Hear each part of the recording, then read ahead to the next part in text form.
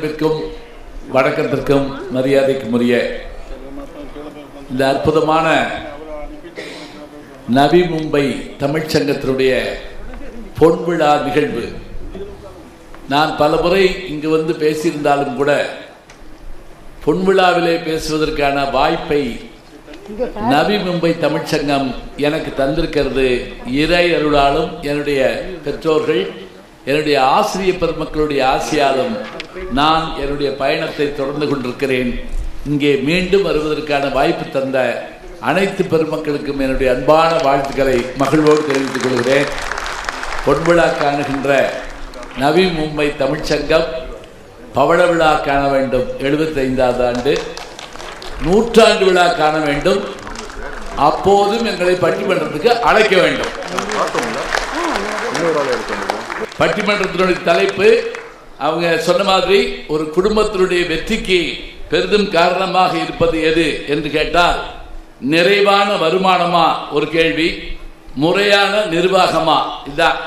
இதை பேசத்தான் தமிழ்நாட்டிலிருந்து 4 அறிஞர் பெருமக்கள் வந்திருக்காங்க. வந்துட்டு இருக்காங்க. நான் எவ்வளவு நேரம் பேசுவேன், எனக்கு அவ்வளவு இல்லை. ஆமா, வரையும் பேசிக்கிட்டு போனோம் அங்கே பாட்டுக்க. அர்த்தம் ஏன்னா அவர்களுக்கு 1000 பணி இருக்கு, நமக்கு நம்ம இதுக்கு வர்றாங்கங்கிறதே நமக்கு பெரிய பெருமையான ஒன்று.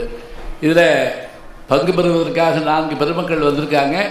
இதில் ஒரு சிறப்பு என்ன அப்படின்னா, இன்றைய பட்டிமன்றங்கள் எல்லாம் இயலோடு இசையும் இருந்தால் நல்லா இருக்கும்னு நினைக்கிறாங்க. நாளைக்கு இசை நிகழ்ச்சி தனியாக இருக்கலாம், இருந்தாலும் கூட இதிலேயே சிறப்பான அந்த இசை பாடுவதற்கான நல்ல குரல் வளம் கொண்டவர்கள் இருக்கிறார்கள்.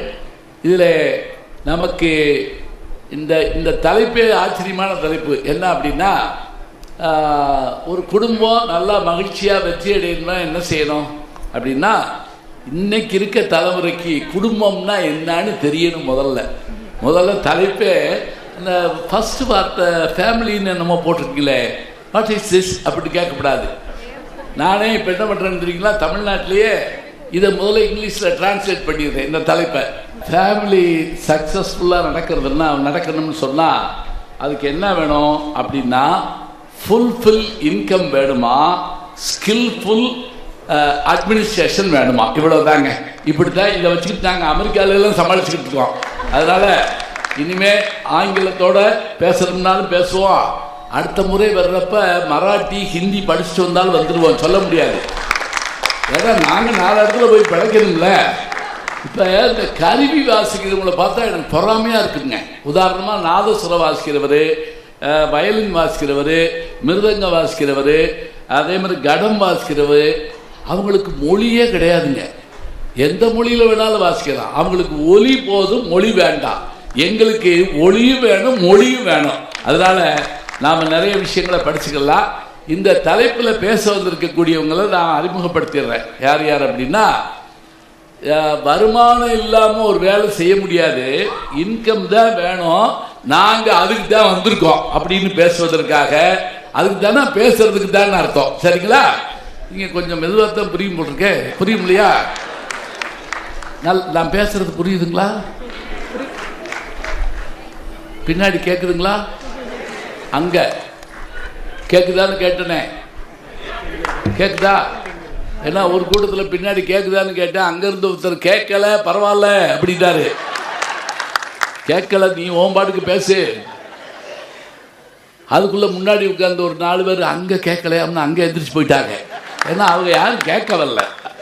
அதனால் நீங்கள் நல்லா அருமையாக கேட்கலாம். இதில் நிறைவான வருமானம்னு பேசுவதற்காக 2 பேர் வந்திருக்காங்க. 2 பேருமே மிகச்சிறப்பாக பேசக்கூடிய, பாடக்கூடிய. இப்போ நான் ஒரு 5 நிமிஷம் 2 பேரையும் பாட சொல்லி கேட்டேன், அவங்க என்கிட்ட பேசியிருக்காங்க. கண்ணன் அவர்களுக்கு இப்போ இதுதான் முதல் கூட்டம் என்னோட. அவர்கள் வந்து பல்லாண்டு காலமாக பேசி வருகிறார். அவர் யாருன்னு கேட்டால், இந்த அணியில் பேசுகிறவங்கள அறிமுகம் பண்ணிடுறேன். நிறைவான வருமானம்னு பேசுவதற்காக வந்திருக்கிறவர் முதல்ல பரமக்குடி ஆயுத வைசிய பள்ளியினுடைய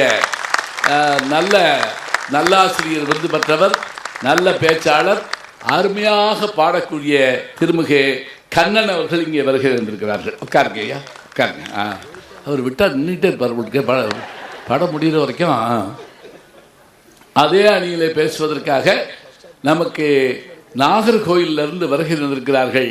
நல்ல பேச்சாளர், அருமையாக பாடக்கூடிய இசைவாணி தங்கபாரதி அவர்கள் இங்கே வருகை தந்திருக்கிறார்கள்.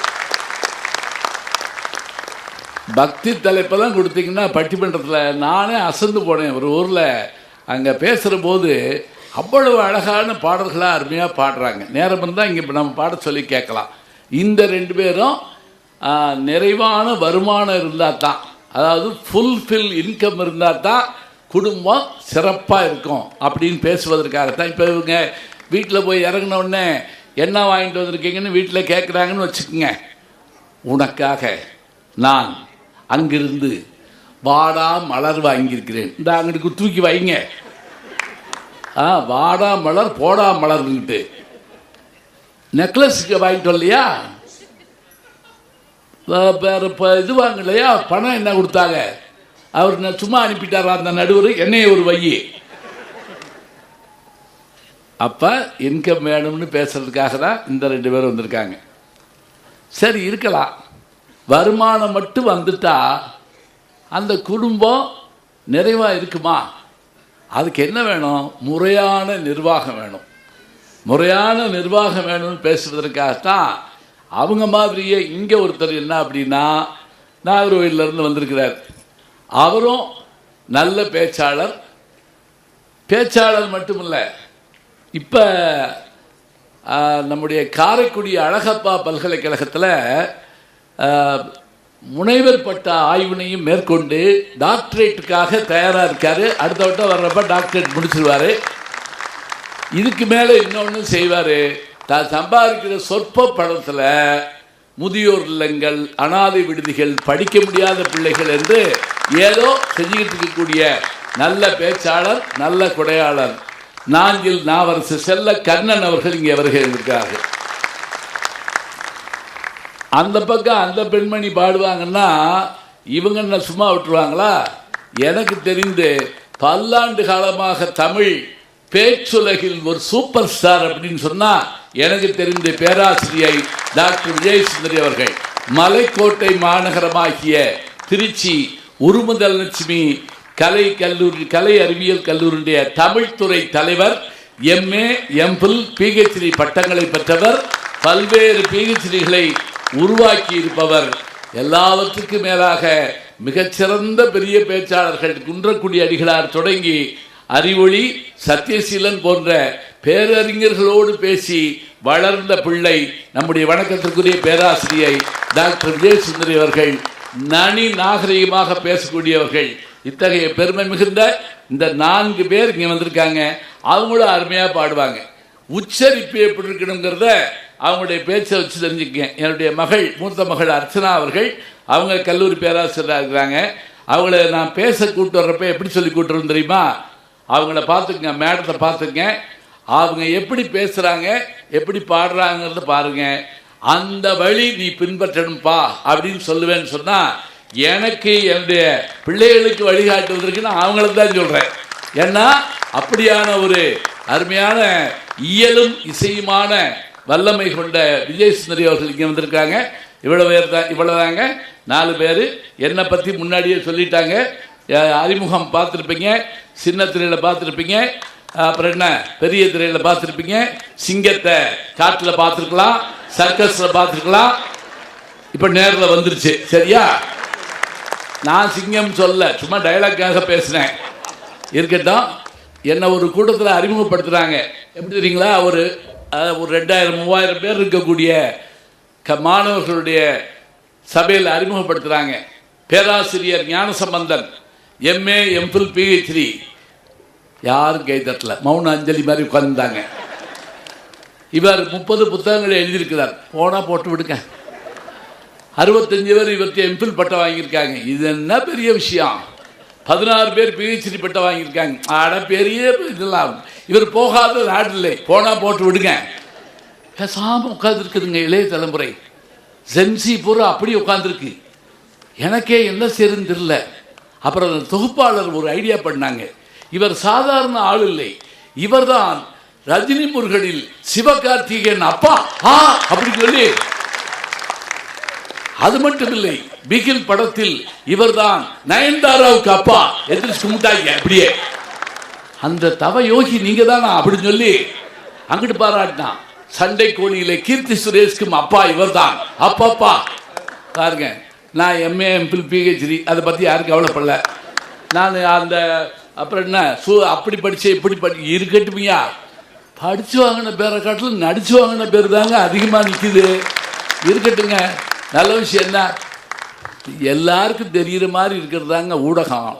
எப்பவுமே வெற்றி பெற வேண்டும் என்றால் நேரமும் தூரமும் நிர்ணயிக்கப்பட வேண்டும். இதை மாத்திரம் ஞாபகம் வச்சுக்கோங்க. நேரமும் தூரமும் நமக்கான வாழ்க்கை நமக்கு தெரியாதுங்க.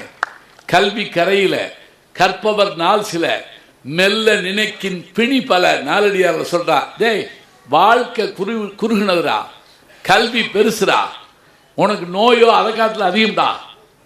அதனால அன்னப்பறவை எப்படி பாலிலே இருக்கக்கூடிய நீரை பிரித்து விட்டு பாலை அருந்துகிறதோ அதுபோல இன்னைக்கு நீங்க செல்லுல 1000 இது அப்படி இருக்கு இப்படி இருக்குன்னு சொன்னால் தேவையானதை எடுத்துக்கொள்ளுங்கள், தேவையில்லாத தள்ளி விடுங்கள். இது போதும், நாம் ஜெயித்து விடலாம். அதனால இவர்களுக்கு பேசுவதற்கான நேரம் என்ன அப்படின்னா, இப்போ அமைச்சர் பெருமகனார் நூல் வெளியிடுறப்ப நாங்கள் மேடையில் தான் இருப்போம். அது அவர் வந்துட்டாருன்னா அது முடிஞ்ச பிறகு நாங்கள் பேசுவோம். இப்போ இவர்களுக்கான நேரம் ஒவ்வொருத்தருக்கும் 10லிருந்து 12 மணித்துளிகள். சரிங்களா? 10லிருந்து 12 மணித்துளிகள். அப்போ அவங்க பேசுவாங்க. பேச வேண்டியது அவர்கள் கடமை. நேரத்தை பார்த்து மணி அடிக்க வேண்டியது என்னுடைய கடமை. உங்க கடமை என்ன? கேட்கறது மட்டும் இல்லை, நல்லா கைதட்டுங்க பார்ப்போம். இப்போ கேமரா ஆக திருப்புங்க. நல்லா இப்போ உங்களை நோய் கேமரா வருது, சிரிச்சுக்கிட்டே கைதட்டுங்க. என்ன அப்பதான் நீங்க அப்படியே சந்தோஷமா கேட்குற மாதிரி தெரியும். ஒரு சுற்று எடுத்துருங்கய்யா. அவருக்கு ஹிந்தி தெரியுமா? ஹிந்தியில் யாராவது சொல்லுங்க. அப்படியே ஒரு ரவுண்ட் எடுக்க சொல்லுங்க. இது எதுக்கு தெரியுங்களா? இப்படித்தான் டிவியில் பண்ணுவாங்க. பட்டிமன்றம் ஆரம்பிக்கிறதுக்கு முதல்ல ஒருத்தர் கம்போட வந்து சிரி சிரி சிரி, நல்லா சிரி, விழுந்து விழுந்து சிரி, அவங்க நல்லா சிரிக்கிறாங்க, அவங்கள ஜூம் போயா அப்படி சொல்லி சிரிக்கிறத எடுத்து வைக்கணும். அதை நடுவில் போட்டு காட்டணும். இப்போ இவர் பேசுகிறப்ப வணக்கம்னு கைதட்டு அப்படிலாம் கைதட்டில் வராது. அது ஏற்கனவே எடுத்து வச்சுருந்தாத்தே வரும். இப்போ நீங்கள் ஏற்கனவே சமைச்சு வச்சு எப்போ வேணாலும் கொடுக்குறீங்கல்ல, இருக்கலாம், அது ஒன்றும் தப்பு இல்லை.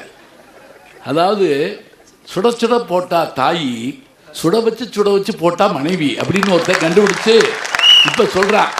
நான் சொல்லலை, இதெல்லாம் நான் மீம்ஸில் பார்த்தது. சரியா? இருக்கட்டும், அவ்வளவாது போடுறாங்கல்ல, இருக்கட்டும். அதனால் நேரத்தை சொல்லியாச்சு, தலைப்பை சொல்லியாச்சு. உங்கள் கடமை கைதட்டலாம், சிரிக்கலாம். வீட்டுக்கு போகணும்னு நினைக்க மாட்டேங்கன்னு நினைக்கிறேன். போகணும்னு நினச்சாலும் ஒரு 2 பேராக போங்க. குபீர்னு போய் எங்களை பயமுறுத்தக்கூடாது. ஒருவேளை நீங்கள் போகணும்னு நினச்சாலும் அதுக்கு நான் ஒரு வழி சொல்லித்தர்றேன். வெறும் செல்ல கையில் எடுங்க, காதில் வைங்க. அப்படியா அப்படின்னு கேளுங்க, அப்படியே கிளம்பிருக்க. கூட இருக்க 2 பேரும் கேட்பாங்க, என்னையுமானே அப்படின்னு கேட்பாங்க. ஆமான்னு சொல்லிட்டு கூப்பிட்டு போங்க. அதெல்லாம் இருக்கட்டும், அதெல்லாம் போக மாட்டேங்க, கேட்பீங்க. இங்கே சாப்பிட்ட உணவு இங்கே போனால் 2 மணி நேரங்க. ஆனால் இங்கே கேட்ட செய்தி நம்ம மனதுக்குள்ளேயோ நம்முடைய அறிவுக்குள்ளேயே போனால் வாழ்நாளெல்லாம் மறக்கக்கூடாது. செல்வத்துள் செல்வம். இந்த பம்பாயில் திருக்குறள் இல்லையா? ஆஹா, அப்படி போடுங்க, கலன்னு வருது. செல்வத்துள் செல்வம். சபாஸ், கைதட்டுங்க. இது நான் ஏன் கேட்குறேன் தெரியுமா? இந்த திருக்குறள் எனக்கு தெரியாமல் ஊராக கேட்டுக்கிட்டு இருக்கேன்னு நினைக்காதீங்க. 7 சொல்லுல 5 தடவை செல்வம்னு வர்ற மாதிரி சொல்லி, எப்பா நீ மெய் வாய் கண் மூக்கு செவியிலையும் செல்வத்தை நுகர்றடா, ஆனால் மற்றதெல்லாம் அழிஞ்சு போகும்டா. செவியில் கேட்ட செல்வம் மட்டும் ஜென்மத்துக்கு அழிக்காதடா. ஒருமைக்கண் தான் கற்ற கல்வி ஒருவருக்கு எளிமையும் ஏமா புடைத்துன்னு சொன்னா 7 ஜென்மத்துக்கும் உன்னுடைய கல்வி உன் கூட வரும்னு சொல்கிறாங்கன்னா அதுதாங்க வேணும். அதனால் நல்ல செய்திகளை நீங்கள் கேளுங்க. அருமையான விஷயங்களை எல்லாம் பாருங்கள். நான் என்னுடைய யூடியூப் சேனலில் இப்போ வந்த பல பேர் என்கிட்ட சொன்னாங்க, யூடியூப் சேனல் எனக்கு ஒரு மகிழ்ச்சி என்னென்னா, இங்கே மும்பைக்கு வர்ற இந்த நேரத்தில் என்னுடைய யூடியூப் சேனல் சப்ஸ்கிரைபர்ஸ் 5 லட்சம் பேரை நேற்று இரவு அந்த செய்தி வந்தது எனக்கு நெருங்கியிருக்காங்க. என்னுடைய நண்பர் கமலஹாசன்கிட்ட போய் நான் 3 லட்சம் வந்தப்போ ஒரு பேட்டி எடுத்தேன். என்ன செய்ய போகிறீங்கன்னாரு, 10 லட்சம் லட்சியம், 5 லட்சம் நிச்சயம் அப்படின்னு. அவர் உடனே லட்சியமே நிச்சயம் போங்க அப்படின்னாரு. அதுபோல் இன்னைக்கு அந்த மாதிரியான செய்திகள் எல்லாம் யூடியூப்லேயும் நம்ம சொல்ல முடியும். என்னுடைய ஜி ஞான சம்பந்தன் யூடியூப் சேனலையும் நீங்கள் பாருங்கள். எல்லா செய்திகளும் நாளும் நல்ல செய்திகளை உங்களுக்கு தந்துக்கிட்டு இருக்கோம்.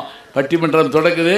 இப்போது குடும்பத்தினுடைய மகிழ்ச்சிக்கும் வெற்றிக்கும் பெரிதும் காரணம் நிறைவான வருமானமே என்று பேசுவதற்காக நம்முடைய பரமக்குடியிலிருந்து எங்கள் நண்பர் கமலஹாசன் பிறந்த வீட்டு பக்கத்துலன்னு சொன்னார். அரிச்சந்திர வீட்டுக்கு அடுத்து விடும்பாங்கல்ல, அது மாதிரி அவருடைய வீட்டுக்கு அருகில் இருக்கக்கூடிய பேராசிரியர் கண்ணன் அவர்கள் வருகிறார். வாங்கய்யா.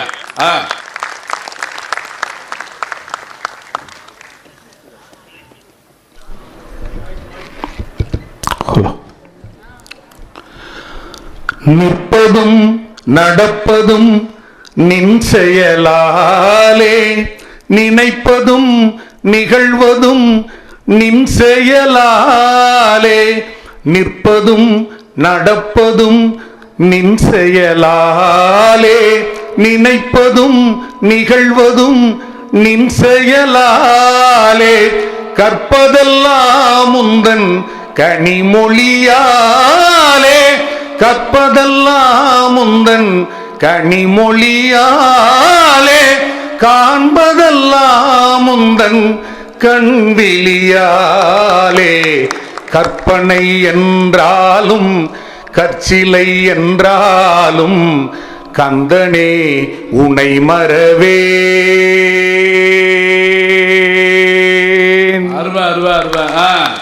எங்கும் நிறைந்த பரம்பொருளுடைய திருவருளை நாடி உலகலாம் உணர்ந்து ஓதற்கு அறியவன் நிலவலாவிய நீர்மொழி வேணியன் அழகில் ஜோதியன் அம்பலத்து ஆடுவான் மலர்ச்சிலம்படி வாழ்த்தி வணங்குவான்.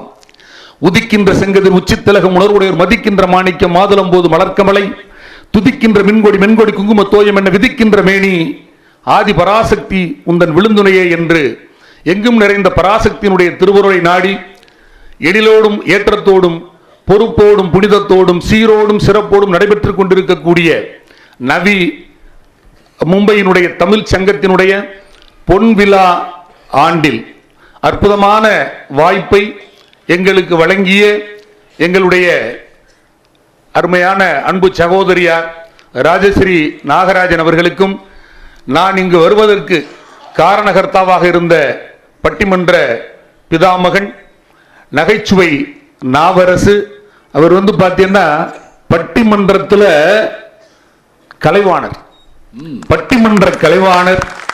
கலைவாணர் வேற யாரும் இல்லை, என்ன கிருஷ்ணன். ஆமா, வீடு வரைக்கும் அவர் யாரும் யோசிச்சுட்டு போக கூடாது. கலைவாணர் இப்ப நம்ம டாக்டர் கலைஞர்னு சொல்றோம்ல, அவங்களுடைய இயற்பெயர் கருணாநிதி தான். ஆனா கலைஞர்னு சொன்னா நமக்கு தெரியுது. அது மாதிரி கலைவாணர் என்ன கிருஷ்ணன். அதுக்காக பட்டிமன்ற கலைவாணர், நகைச்சுவை கர்ணன். கர்ணன் உங்களுக்கு தெரியும். ஆமா, போன வாரம் கலைமாமணி பத்மஸ்ரீ ஐயா அவர்களுடைய அற்புதமான தலைமையிலே பேச வாய்ப்பு கிடைத்திருக்கிறது.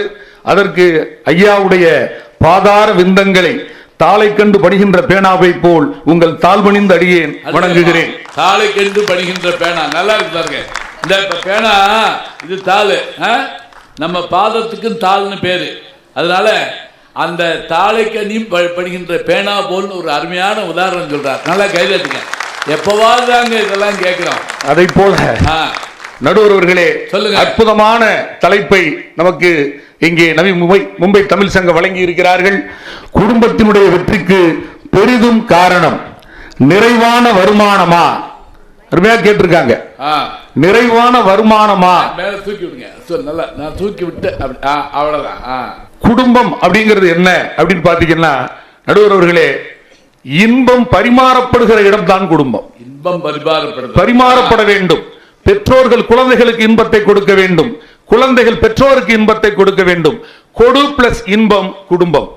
இன்பம் எங்கு பரிமாறப்படுகிறதோ அதுதான் ஒரு நல்ல குடும்பம். அந்த குடும்பத்தினுடைய வெற்றி எங்கே இருக்கிறது? மனித வாழ்க்கையின் அடிப்படை அமைப்பு குடும்பம். அந்த குடும்பங்கள் நல்ல வளமா இருக்கணும், நலமா இருக்கணும், அமைதியா இருக்கணும், முன்னேற்றமா இருந்தா அதுதாங்கயா வெற்றி. அதுதான் வெற்றி. அந்த வெற்றியை தருவது எதுன்னு கேட்டா வருமானம். அந்த வருமானத்திலே பாருங்களேன், உங்களுக்கு மானம் வரணும்னா, நல்லா யோசிச்சுங்க, உங்களுக்கு மானம் வரணும்னா வருமானம் இருந்தா தான் மானம் வரும். மானம் வந்தா தான் வருமானம் வரும். ஆமா, மானம்னா வேற ஒண்ணுல கௌரவம். கௌரவம். கௌரவத்தை தருவது எதுன்னு கேட்டீங்கன்னா எதிரணிக்கு இது தெரியல. வருமானம் தான் ஒருவருக்கு கௌரவத்தையும் அந்தஸ்தையும் தரும். நடுவர் ஐயா, அது தெரியாம தான் இன்னைக்கு நாங்க ஃப்ரீயா பேசுறோம்னு சொல்லிட்டாங்க. எங்களுக்கு வருமானமே வேண்டாம் அப்படின்ட்டாங்க. பாருங்க எப்படி ஆளுங்கன்னு சொல்லி. வள்ளுவருக்கு தெரிஞ்சிருக்கியா, இவங்களுக்கு தெரியலையா? அருள் இல்லாருக்கு அவ்வுலகம் இல்லை. பொருள் இல்லைன்னா இந்த உலகம் எவனுக்கும் கிடையாது. பொருள் இல்லாருக்கு இவ்வுலகம் இல்லை. மனித வாழ்க்கையினுடைய அடிப்படை தேவைகளான உணவு, உடை, இருப்பிடம், இத மூணையும் நிறைவு செய்யறது எதுன்னு பாத்தீங்கன்னா நடுவர்களே வருமானம் தான். உங்களுக்கு தெரியும், இல்லாலும் வேண்டாம், ஈன்ற தாயும் வேண்டாம், வெறும் பயில ஒரு பேரும் மதிக்க மாட்டேன். இந்த வார்த்தையில கேட்டு ரொம்ப நாள் ஆச்சுல.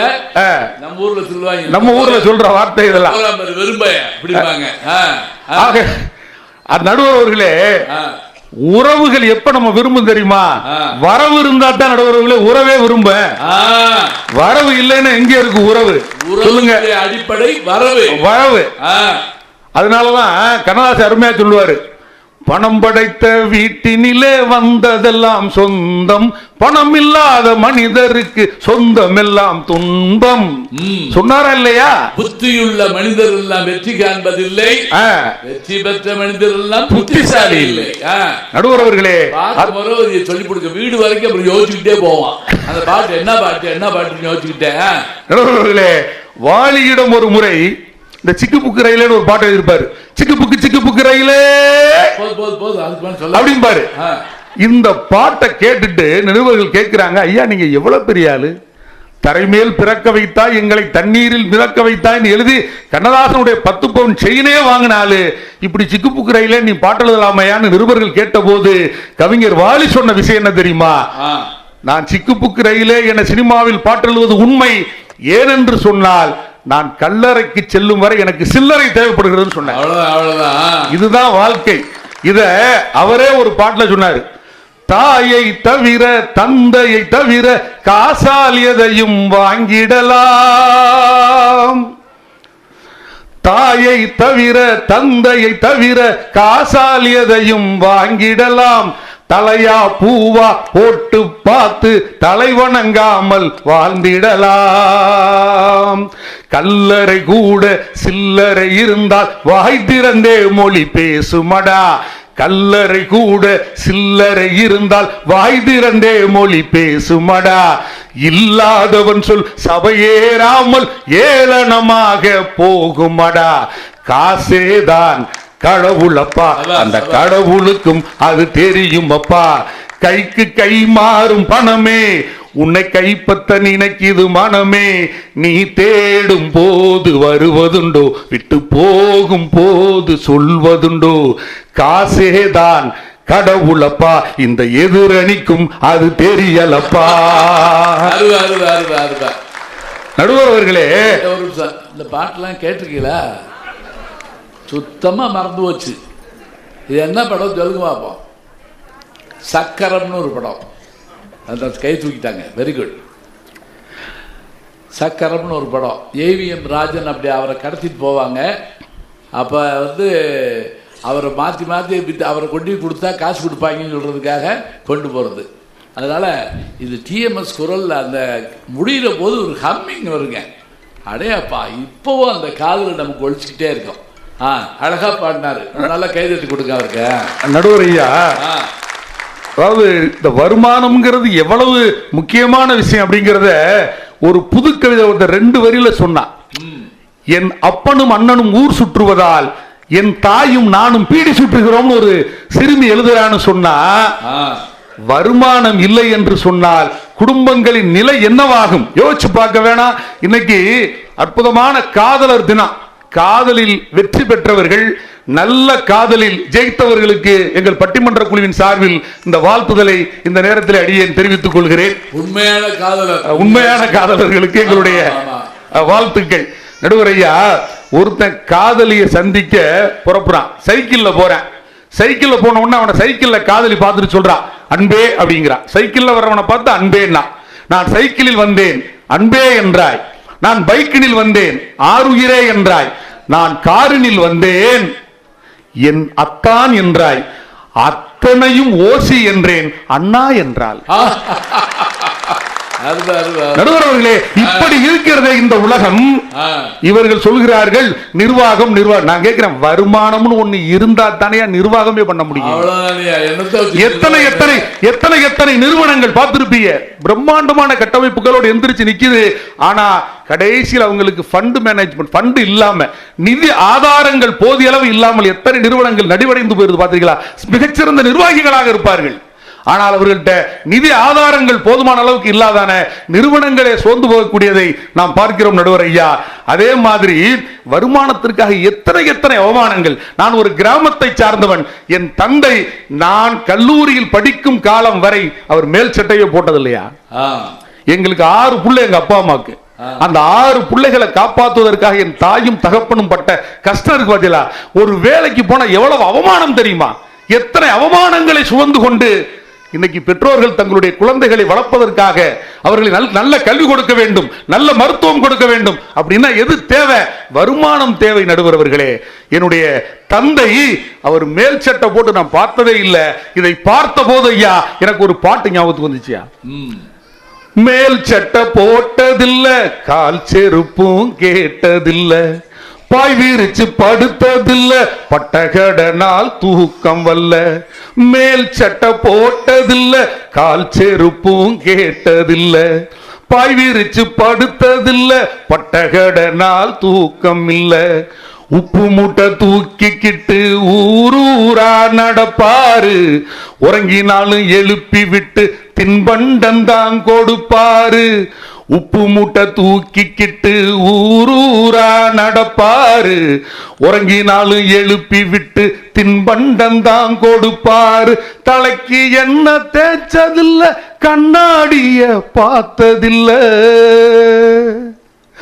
தலைக்கு என்ன தேய்ச்சதில்ல, கண்ணாடிய பார்த்ததில்ல. அவர் உழைச்சு உழைச்சு காய்ச்சதில்ல, அவர் உழைச்சு உழைச்சு காய்ச்சதில்ல, உள்ளங்கையில் ரேகையில் அப்பா கைய புடிச்சு நடந்தா தெரு அழகாக மாறும். நடுவர்களே, வறுமையை விரட்டக்கூடிய ஒரே ஆயுதம் வருமானம் மட்டும்தான். வறுமை, சோறு இல்லாம, அதாவது 3 விஷயங்கள் எப்போது நல்லா ஞாபகத்தில் வச்சுக்க. பசித்த வயிறு, நடுவர் ஐயா, பசித்த வயிறு, பணமில்லாத வாழ்க்கை, பாசமில்லாத உறவுகள் கற்றுத்தரக்கூடியதை இந்த உலகத்தில் எந்த பகவத்கீதையாலும், எந்த குரானாலும், எந்த பைபிளாலும் கற்றுத்தர முடியாது என்று சொன்னால், பணம் இல்லை என்று சொன்னால் அவன் பிணத்திற்கு சமமானவன். கவிஞர் மு. மேத்தா சொன்னார், நான் வாங்கும் பணத்தில் யார் யார் முகமோ தெரிகிறது, என் முகத்தை தவிரனு. எத்தனையோ பேர் சம்பாதிச்சு சம்பாதிச்சு சம்பாதிச்சு பாட்டியனா வட்டி கட்டிய தன் வாழ்க்கையை வைத்து போய் கொண்டிருக்கிறான்.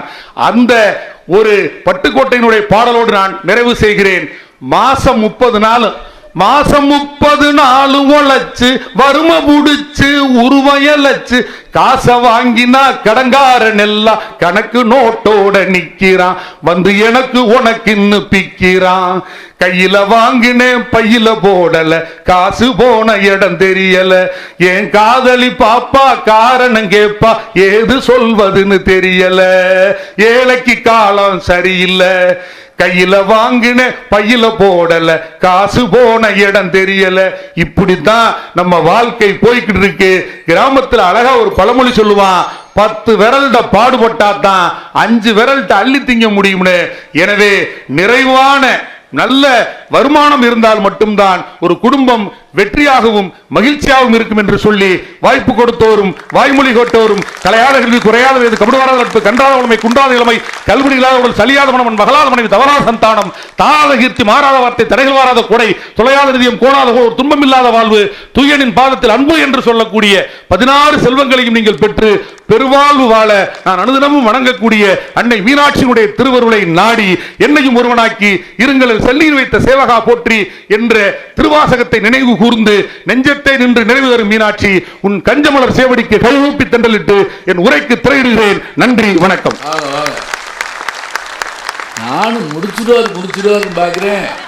சில பேர் சைக்கிள் ஏறி இறக்க தெரியாம சுத்திக்கிட்டே இருப்பாங்க பாத்தீங்களா? அழகா பாடினார். ரொம்ப அருமையான குரல், நல்ல வளம், நல்ல செய்தி, அதுக்கான தலைப்பும் அதுக்கான செய்தி எடுக்கிறார். சொன்னார் பாருங்க, 6 குழந்தைகள். எங்கள் வீட்டில எல்லாம் நாங்கள் எங்கள் அப்பா தமிழாசிரியர் தான், 11 குழந்தைகள், 5 பேர் தான் மிச்சம். இது எதுக்கு சொல்கிறோம் தெரியுங்களா?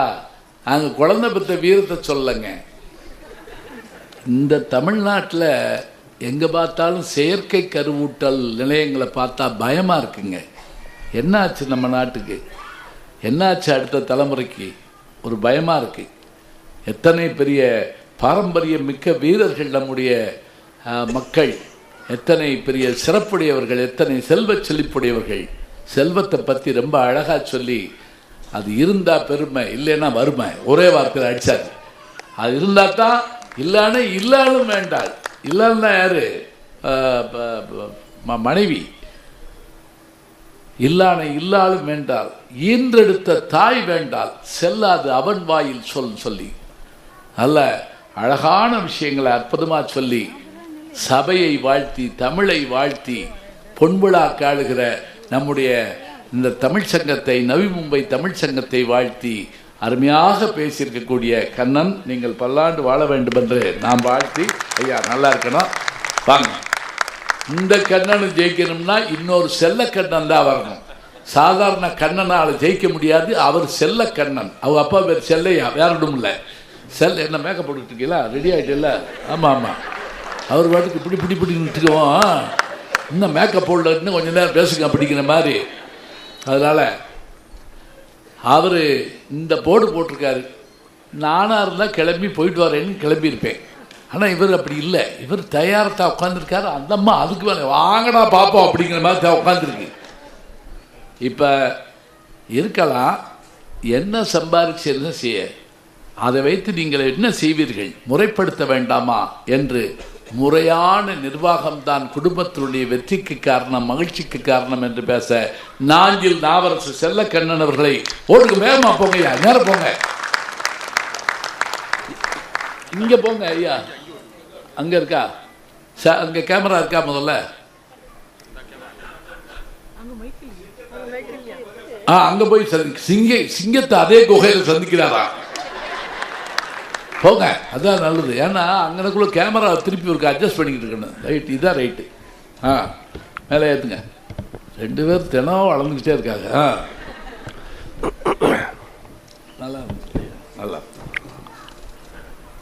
படிக நிறமும் பவள செவ்வாயும் கடிகமல் பூன் தாமரை போல் கையும் துடியடையும் அல்லும் பகலும் அனவரதமும் துதித்தால் கல்லும் சொல்லாதோ கவி. மொழியால் உலகத் தமிழர்களை ஆட்சி செய்து வரக்கூடிய, சொற்களை விற்பனை செய்பவர்கள் மத்தியில் மக்கள் இதயத்திலே சொற்களை விதைத்து வரக்கூடிய மிகச்சிறந்த தமிழறிஞரும் எங்களுடைய வழிகாட்டியுமான ஐயா நடுவர் பெருந்தகை அவர்களே, இரு அணியிலும் வாதிடுவதற்காக வருகை இருந்திருக்கக்கூடிய பெருமக்களே, தமிழுக்கு தெம்பை வழங்கும் மும்பை தமிழ் வாழ் மக்கள் அத்தனை பேருக்கும் என்னுடைய முதற்கண் அன்பு கலந்த வணக்கத்திலே தெரிவித்துக் கொள்ளுகின்றேன். தமிழுக்கு தெம்பை வழங்கும் மும்பை சங்கம். நல்ல உற்சாகமா கை தட்டலாயா, காசா பணமா நல்ல உற்சாகமா இருப்போம். அவருக்கு என்ன காசா பணமா வரணும் போறாரா ஐயா? அதாவது வாழ்க்கைக்கு பொருள் தேவை, வாழ்க்கைக்கு பொருள் தேவை, வாழ்வதிலும் பொருள் தேவை. இதான் வாழ்க்கை. அருமை சகோதரர் ஆசிரியர் பெருந்தகை ரொம்ப அழகா ஒன்று சொன்னாரு. மானம் வரணுமா, வருமானம் வரணும். மானம் வரணும்னா வருமானம் வரணுமா? ஐயா, நிர்வாகம் சரியில்லைன்னா மானம் போயிரும். சரியா? சொல்லுங்க. நிர்வாகம் மட்டும், வீட்டில் உள்ள நிர்வாகம் சரியில்லைன்னா இருக்கிற மானமும் இல்லாம போயிரும். பணம் பணம் பணம் பணம் அப்படின்னு அலையக்கூடாது. அலையக்கூடாது. வாழ்க்கையில நமக்கு சொல்லி இப்படித்தான் வாழணும் அப்படின்னு சொல்லி ஒரு இலக்கு இருக்கு. அதுக்கு என்ன வேணும் அப்படின்னா முறையான ஒரு நிர்வாகம் வேணும். ஐயா, நான் ஒரு கேள்வி கேட்கிறேன். ஐயா, பணம் நிறைய நம்மகிட்ட பணம் இருக்குன்னு வச்சுக்கோங்க. இந்த பணம் இருந்தாச்சுன்னா ஒரு கட்டடம் வந்துருமா? ஐயா கேளுங்க. ஏன் பணம் இருந்தா ஒரு அணைக்கட்டு வந்துருமா? பணம் இருந்தா ஒரு கல்லூரி வந்துருமா? பணம் இருந்தா ஒரு வீடு வந்துருமா? ஏன் இந்த மாதிரி ஒரு அரங்கு வந்துருமா? 50 வருஷம் விழா நடத்துறாங்கன்னா 50 ஆண்டு கால கட்டி காக்கிறதுக்காக முறையான நிர்வாகம் இருக்குமா? எவ்வளவு பெரிய நிர்வாகம் ஐயா! நிகழ்ச்சி நடத்துறதுக்கு பல வகையில பணம் நமக்கு வரலாம் ஐயா. அந்த பணத்தை முறையாக ஒரு நிர்வாகத்தின் மூலமாக இதுக்கு பட்டிமன்றத்துக்கு, இது சூப்பர் சிங்கருக்கு, ஏன் இது அரங்கத்திற்கு, இது சாப்பாட்டுக்கு, இப்படின்னு சொல்லி அந்த இருந்த பணத்தை முறையாக நிர்வாகம் பண்ணல அப்படின்னு சொன்னா அந்த பணம் இருந்து எதுக்கு? வாலியை பற்றி ரொம்ப அழகா சொன்னீங்களே, அதே வாலிதான் ஒன்று சொல்றாரு. பல நூல் படித்து நீ அறியும் கல்வி, பொது நலம் நினைத்து நீ வழங்கும் செல்வம், பிறர் உயர்வினிலே உனக்கு இருக்கும் இன்பம், இவை அனைத்திலுமே இருப்பதுதான் தெய்வம், இவை அனைத்திலுமே இருப்பதுதான் தெய்வம், இதோ எந்த தெய்வம் முன்னாலே நான் ஒரே ஒரு புன்னகையில் கண்டேனே. தெய்வம் எங்க இருக்கு? இந்த மாதிரியான முறைப்படுத்தப்பட்ட வாழ்க்கையில தான் இருக்குங்கிறாரு ஐயா. ஒரு படம் பாத்தீங்களான்னு தெரியல, ரிக்ஷாவாலான்னு ஹிந்தியில வந்தது, தமிழ்ல பண்ணாரு, சிவாஜி பண்ணாரு. 100 நாள் அந்த படம் ஓடிச்சு. அந்த படம் பாத்தீங்கன்னா அப்படி கலங்கி போவீங்க. அவ்வளோ ஒருவேளை சாப்பாடு சாப்பிட்டா நன்றியை காட்டணுங்கிறதுக்காக எடுத்த படம் அது. ஏசி திருலோச்சந்தர்னு ஒரு டைரக்டர் அவ்வளவு அருமையா பண்ணிருப்பாரு ஐயா. இப்ப நம்ம நாட்டில் இப்ப வருமானம் வருது இல்ல, இன்னைக்கு ஒரு பட்ஜெட் போடுறோம் அப்படின்னு சொன்னா சரியான திட்டத்திற்கு பட்ஜெட் போடுறோம். திட்டம் இருக்கணும் முதல்ல, அது செயலுக்கு வரணும். இப்ப 5 ஆண்டு திட்டம் போடுறாங்க, ஓராண்டு திட்டம் போடுறாங்க, அரையாண்டு திட்டம் போடுறாங்க. ஏன் பல வீடுகள்ல மாதத்துக்கு அப்படின்னு சொல்லி ஒரு பட்ஜெட் போடுறோம். இதெல்லாம் நிர்வாகத்துல தான் வரும். ஒரு கேள்வி கேட்கிறேன். இப்போ 5000 ரூபாய் இல்ல 50000 ரூபாய் வருமானம் வருதுன்னு வச்சுக்கோங்க, பால் வந்துருமா ஐயா? பேப்பர் வந்துருமா? கேபிளுக்கு பணம் கட்ட முடியுமா? ஐயா, வர்ற பணத்துல பேப்பருக்கு இவ்வளவு, காய்கறிக்கு இவ்வளவு, மசாலாவுக்கு இவ்வளவு, ஒட்டுமொத்த சாப்பாட்டுக்கு இவ்வளவு அப்படின்னு சொல்லி வீட்டுல சமையல் சொல்றாரு பாருங்க. இருக்கட்டும் ஐயா, இருக்கட்டும், அதனால என்ன இருக்கு, சேர்ந்து சமைப்போம். அதானே இதெல்லாம் முறையா உங்க வீட்டுல வேலை, உங்க வீட்டுல வேலையெல்லாம் பார்க்க மாட்டாங்களா? இல்லையா, நாம பாப்போம், நாம வேலை பார்ப்போம், அவங்க அதை பார்ப்பாங்க. ஓஹோ, அப்படியா? இப்போ நாம காய்கறி நறுக்கிறேன்னு வச்சுக்கோங்களேன், அது அவங்க பார்ப்பாங்க. சரி, இதுவும் சரியா இருக்கும். பல வீடுகள்ல இப்படி இருக்கு, சில வீடுகள்ல அப்படியும் இருக்கு. அதாவது அப்ப இதை நம்ம முறையாக ஒரு நிர்வாகம் செய்தால் மட்டும்தான் குடும்பமா இருக்கும். ஐயா, இன்னைக்கு என்ன ஆகி போச்சு அப்படின்னா ஐயா, இன்னைக்கு நம்முடைய வருமானத்தை சரியா நிர்வாகம் பண்ணாததுனால இன்னைக்கு ஒட்டுமொத்த மனித குலமும் இன்னைக்கு வாழ்நாள் முழுக்க ஏதாவது ஒரு கம்பெனிக்கு கடனாளியா இருக்கும். எப்படின்னா இப்போ சின்னம்மைய கூட இல்லாம ஆக்கிடலாம் ஐயா, பெரியம்மைய இல்லாம ஆக்கிடலாம், ஆனா இஎம்ஐ மட்டும் இல்லாம ஆக்கவே முடியாது. பெரியம்மையை ஒழிக்கலாம், சின்னம்மையை ஒழிக்கலாம், இஎம்ஐ ஒழிக்க முடியல. ஏன்னா இஎம்ஐ இல்லாத வீடு இல்லை, வீடு இல்லை. இன்னைக்கு இஎம்ஐல தான் வாழ்க்கைய ஓடிக்கிட்டு இருக்கு.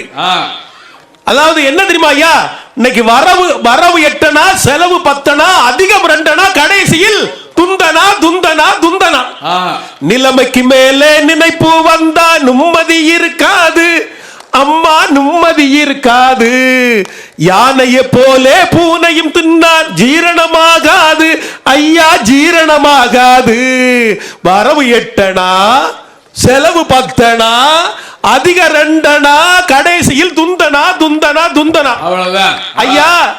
சோபா இப்போ விலைக்கு வாங்கினா வாடகை சோபா 20 ரூபாய், வாடகை சோபா 20 ரூபாய், விலைக்கு வாங்கினா 30 ரூபாய்.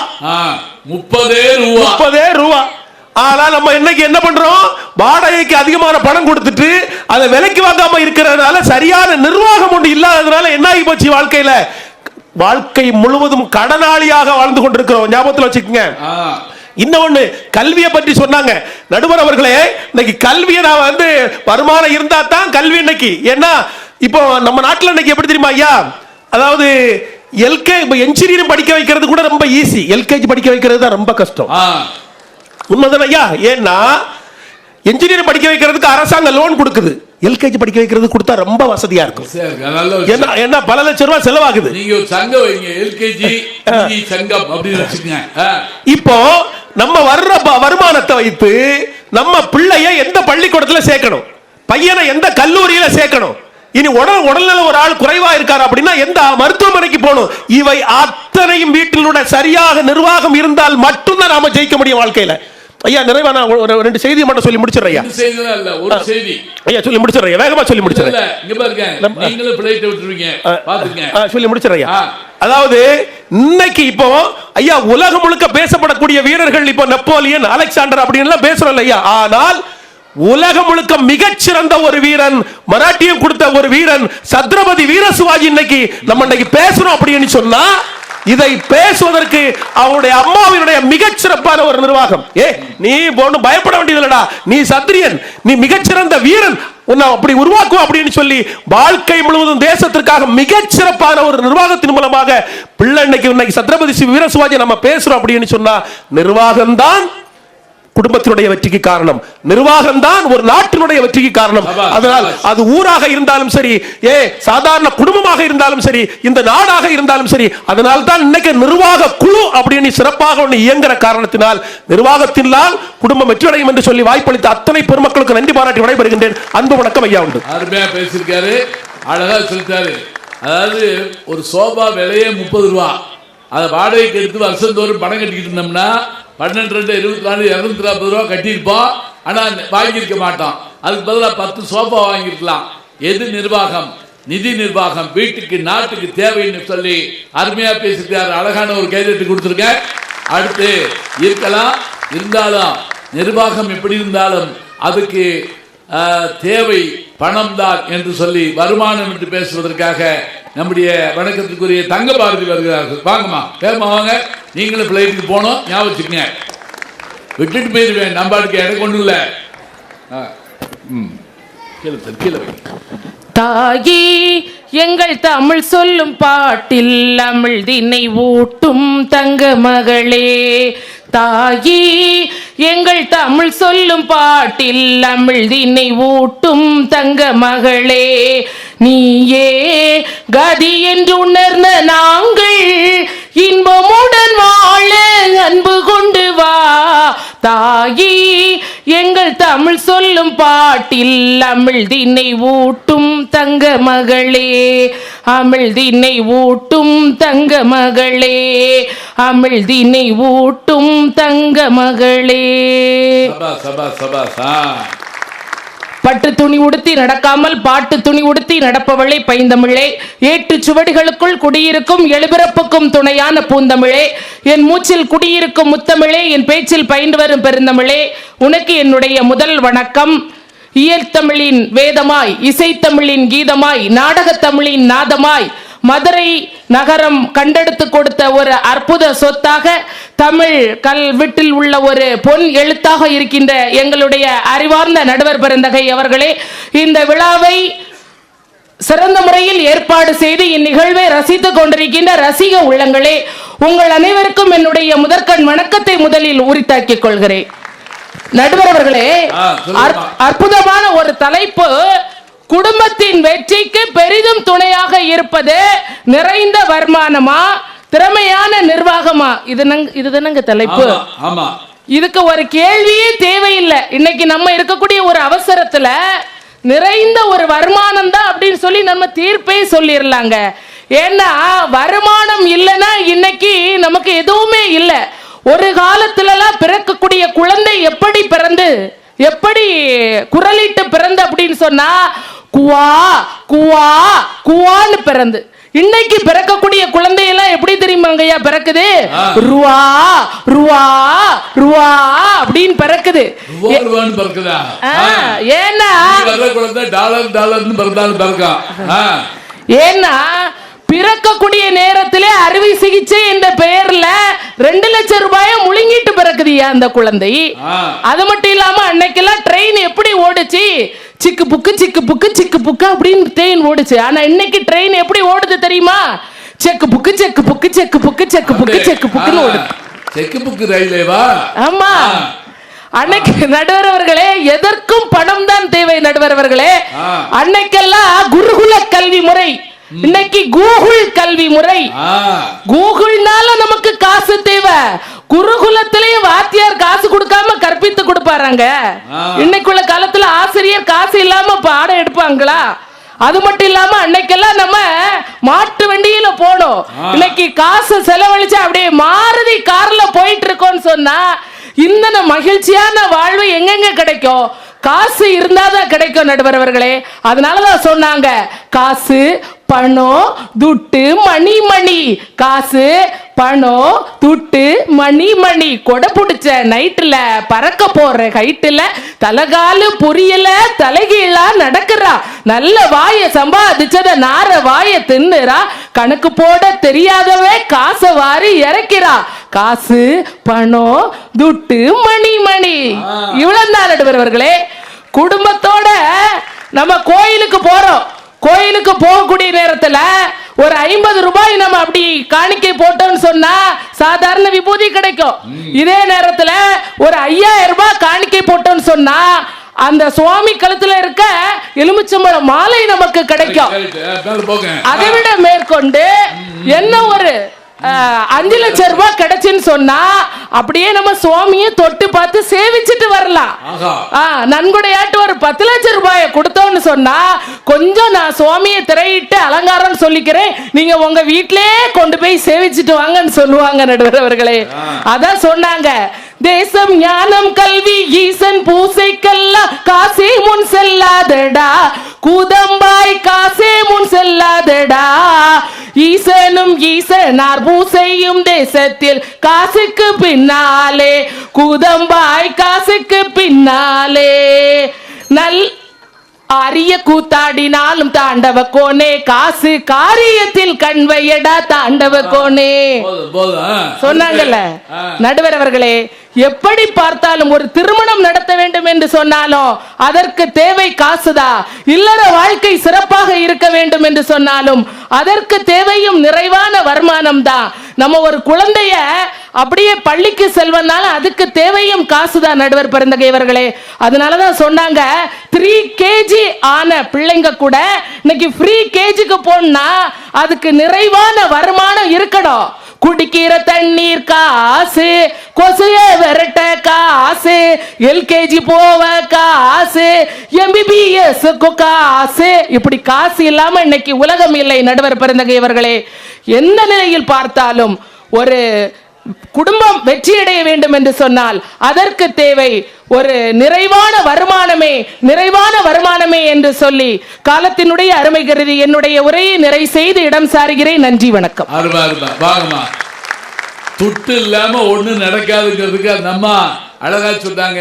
குருகுலம்னாலும் அவருக்கு டியூஷன் ஃபீஸ் கொடுக்கணும், கூகுள்ல படிச்சாலும் அதுக்கு காசு கொடுக்கணும்.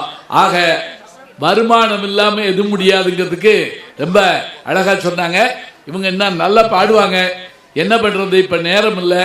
இன்னொரு முறை எங்களை நீங்க கூப்பிடுறீங்க, அப்போ வைகுண்ட ஏகாதசி சிவராத்திரி மாதிரி கூப்பிட்டீங்க. இப்ப நாளைக்கு சிவராத்திரி தான், சாயங்காலம் 6 மணிக்கு வந்துருங்க, விடியற்காலம் குளிச்சுட்டு வீட்டுக்கு போயிடலாம். அப்படியே அந்த மாதிரி விடியற்காலம் வரைக்கும் நல்லா பாடக்கூடியவர்கள், அருமையா பேசக்கூடியவர்கள், இவ்வளவு அருமையா பேசியிருக்கிறாங்க. வருமானம் இல்லாம எது நடக்காது. அவர்களுக்கு நம் பாராட்டு இருக்கலாம். இருந்தாலும் நிர்வாகம் எத்தகைய சிறப்பை தருகிறது என்று பேச பேராசிரியை டாக்டர் விஜயசுந்தரி வருகிறார்கள். கணபதி என்றிட கலங்கும் வல்வினை கணபதி என்றிட காலனும் கை தொழும். மைக் அம்மா, மைக் இருங்க. அது வேலை செய்யலங்கய்யா. கணபதி என்றிட கருமம் ஆதலால் கணபதி என்றிட கவலை தீருமே. சித்தி விநாயக பெருமானுடைய பேரருளை மொத்தமாக பெற்று வைத்திருக்கிற இந்த மும்பை வாழ் நகர மக்கள் அத்தனை பேருக்கும் என் பணிவான வணக்கங்களை தெரியப்படுத்திக் கொள்கிறேன். இந்திய திருநாட்டினுடைய பொருளாதார குடில் என்று உலகமே பாராட்டக்கூடிய பொருளாதார தலைநகரத்தில் இருந்து பேசுவது எங்களுக்கெல்லாம் மிகவும் பெருமையாக இருக்கிறது. கொங்கண கடற்கரை ஒருபுறம், இயற்கை துறைமுகம் ஒருபுறம், இன்றைக்கு தமிழன்னைக்கு மகுடம் சூட்டக்கூடிய தமிழ் சங்கமும் ஒரு புறம் என்று சொல்லுகிற அளவிற்கு பெருமைகள் அத்தனையும் மொத்தமாக சேர்த்திருக்கிற சிறந்த நிர்வாக திறமை மிகுந்த ஒரு மாநிலத்தில் இருந்து பேசுவது நமக்கெல்லாம் கேட்கிறது. எதிரணிக்கு மட்டும் கேட்கல, ஏன்னு தெரியல. கேட்கல. நடுவர் பெருந்தகை அவர்களே, அவர் உள்ளிட்ட அத்தனை பேருக்கும் என் பணிவான வணக்கங்கள். யாருங்க மனுஷன்? இறந்த காலத்திலே இப்படியெல்லாம் இருந்ததே, அது திரும்ப கிடைக்காதான்னு ஏங்குறான். நிகழ்காலத்துல புலம்பிக்கிட்டே இருக்கிறான், எதிர்காலத்தை கனவு கண்டுகிட்டே இருக்கிறான். இப்படி இருக்கிற மனுஷன் எதையும் நிர்வகிக்க தெரிந்தால் மிகச்சிறந்த வாழ்க்கை அமையும் அப்படிங்கறத சொல்றதுக்காக நாங்க வந்திருக்கிறோம். எதிரணியில இருந்து என் அன்பு சகோதரி வந்தா அதுக்கு காசு, இதுக்கு காசு, சென்னைக்கு கட்டணும், அப்புறம் அவங்களே கடைசியில 2 வரி பாட முடியாத 2 வரிய நல்ல வாய் கொண்டு சம்பாதித்தேல நார வாய் கொண்டு இழக்கிறான்னு பாடினீங்களேம்மா, அதுக்கு என்ன அர்த்தம்? அவங்களே சொல்லிவிட்டாங்க, நிர்வாகம் பண்ண தெரியாம காசை விட்டு விட்டா அப்படின்னு சொல்றாங்க. அது பணம் வந்தா கண்ணு மண்ணு தெரியாது, அதான் காரணம். ஐயா அது பாருங்க, கொடை பிடிக்கிறான் நைட்டுல, அது யாரு? அர்ப்பனுக்கு வாழ்வு வந்தா அர்த்தராத்திரியில கொடை பிடிக்கிறான். அழகா சொன்னாங்க. அது அவங்களுக்கு தெரியும். இன்னைக்கு போதாத காலம் ஐயா. ஆமாய்யா, ஆமாம்மா, போதாத காலம். அந்த அணியில போய் உட்கார்ந்து இருக்காங்க, அப்படித்தான் பேசி ஆகணும். ஐயா போட்டு விடுங்க, இன்னும் தேர்தல் வரல. ஐயா, எதையும் நிர்வகிக்க தெரிந்தால் ஆற்றல் சிறப்பாக இருக்கும். ஒன்னு சொல்லவா, திருக்குறளை பத்தி மனப்பாடம் பண்ணி பரிசு வழங்கக்கூடிய தமிழ் சங்கத்துல திருவள்ளுவர் தான் அழகா சொன்னாரு. நீ வருமானம் எப்படி வேணா இருக்கட்டும்டா, செலவை ஒழுங்கா கவனி, வாழ்க்கையில வெற்றி உனக்குத்தான் வள்ளுவர் சொன்னாரே. ஆகாறு அளவிட்டிதாயினும் கேடில்லை, போகாறு அகலா கடை. வருமானத்தை பத்தி கவலைப்படாத, செலவை பத்தி கவலைப்படுன்னு சொன்ன திருவள்ளுவரை தீர்ப்பு வழங்கிட்டாருங்க. வாழ்க்கையில நிர்வாகம் இருந்தா பொருளை சேமிக்க முடியும்னு. அதோட நிறுத்தணுமா?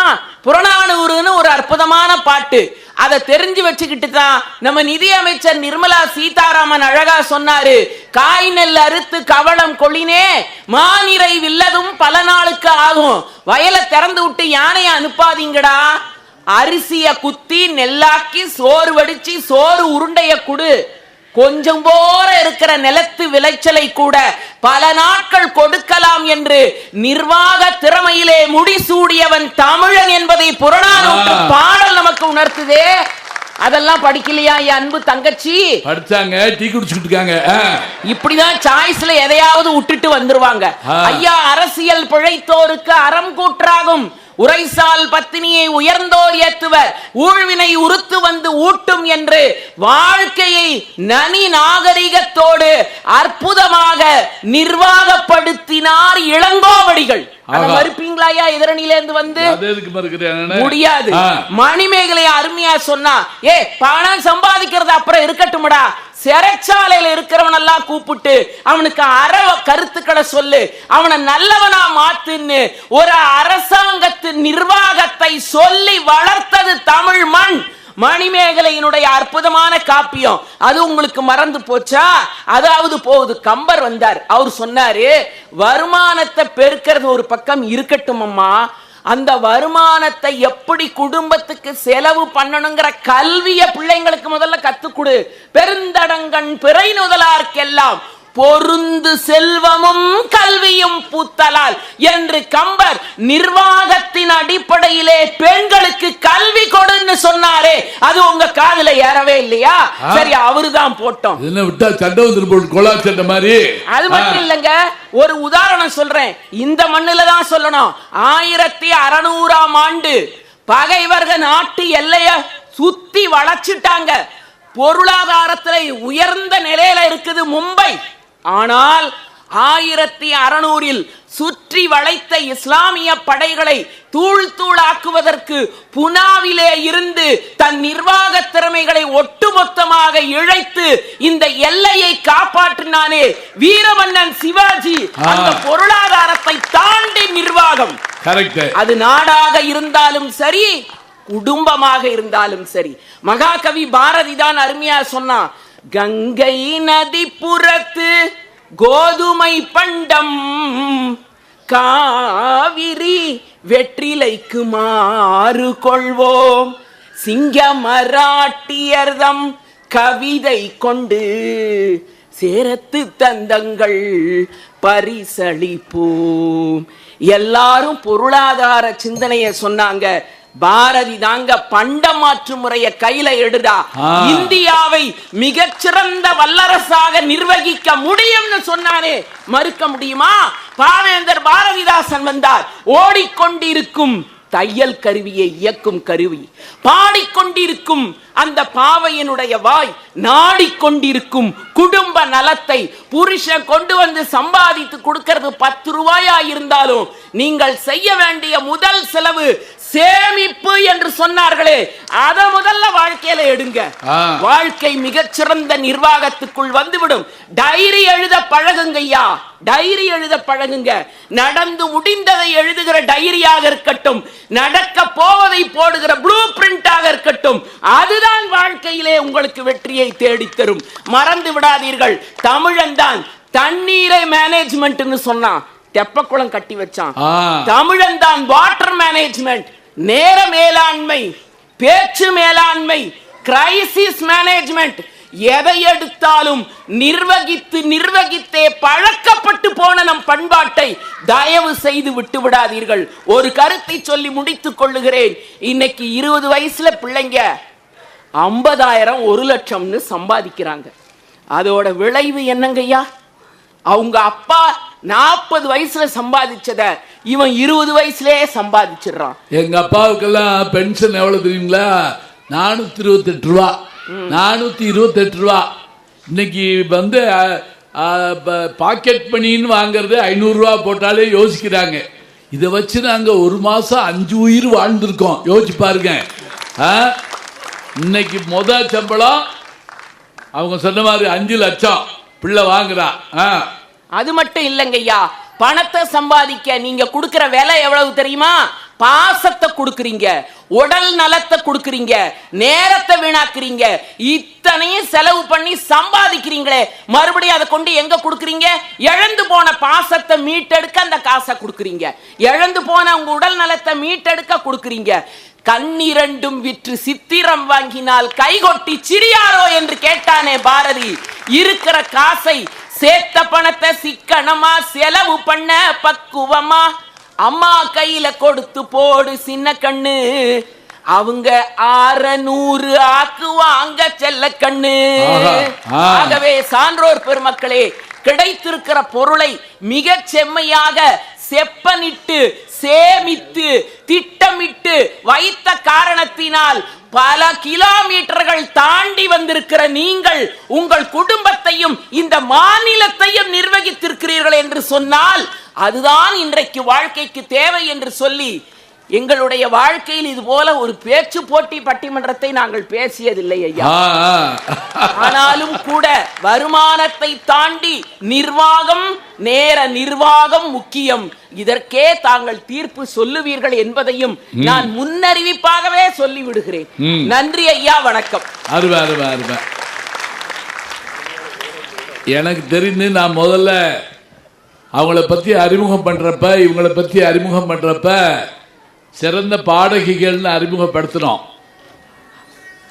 என்ன கூப்பிட்டாங்களா ஏர்போர்ட்ல? சைலண்ட்ல போட்டுங்க. என்ன அப்படின்னா, அழகா பாடக்கூடியவங்க, அந்த நேர மேலாண்மை அதையும் முக்கியமாக சொன்னாங்க. இந்த நேர மேலாண்மைக்கு ஏற்றபடியாக நாம் வந்து நடத்தி காட்டணும் அப்படின்னு சொன்னாங்க. நல்ல காரியங்கள் எல்லாம் தொடர்ந்து நடந்திருக்குது.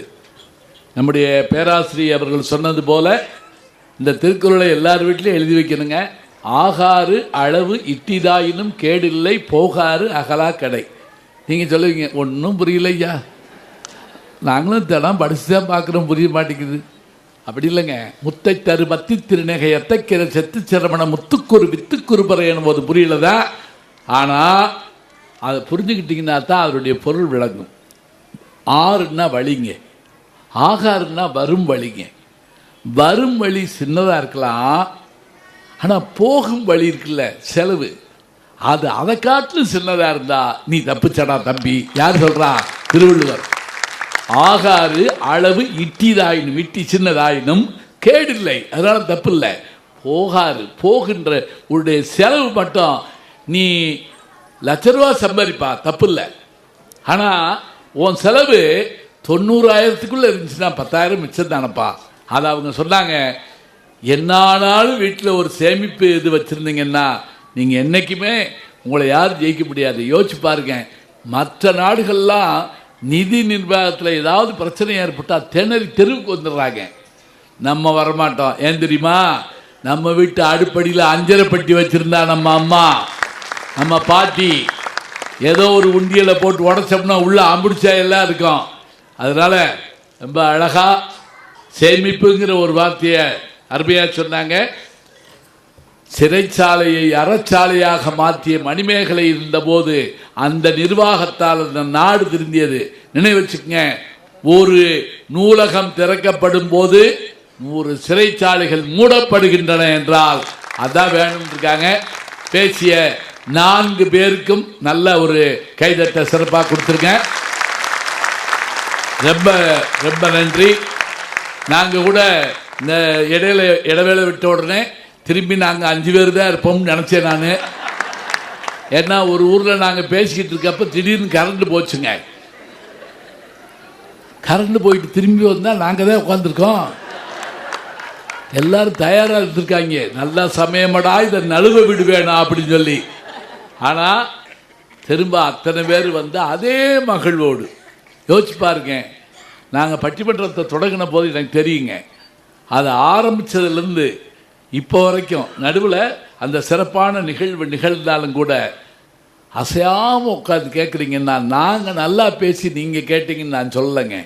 நீங்கள் நல்லா கேட்டீங்க, நாங்கள் நல்லா பேசுகிறேங்க. கேட்கலன்னா பேச முடியுமா?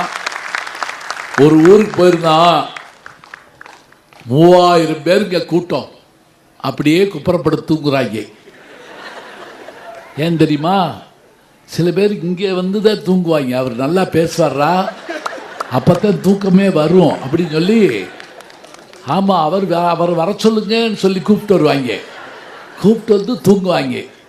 நான் கல்லூரிலே பார்த்துருக்கேன், ஒரு வாத்தியார் பேரை சொல்லி கத்துவாங்க, அவரை கூப்பிடு, அவர் வந்தாத்தே எனக்கு தூக்கம் மாத்திர மாதிரி அலைகிறார் அவர். ஒரு கணவன் தூங்கியிருக்காங்க, அவனை போய் அடித்து எழுப்பியிருக்கார் நம்ம மனைவி.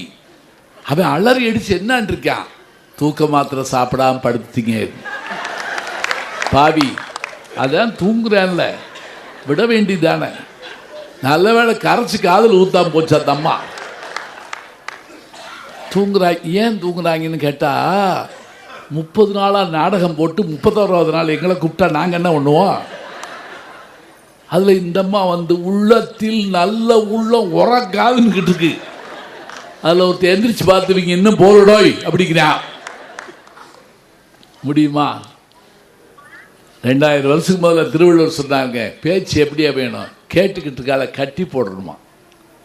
கட்டி போடணும்னா அதுக்காக கயரோட அலையப்படாது.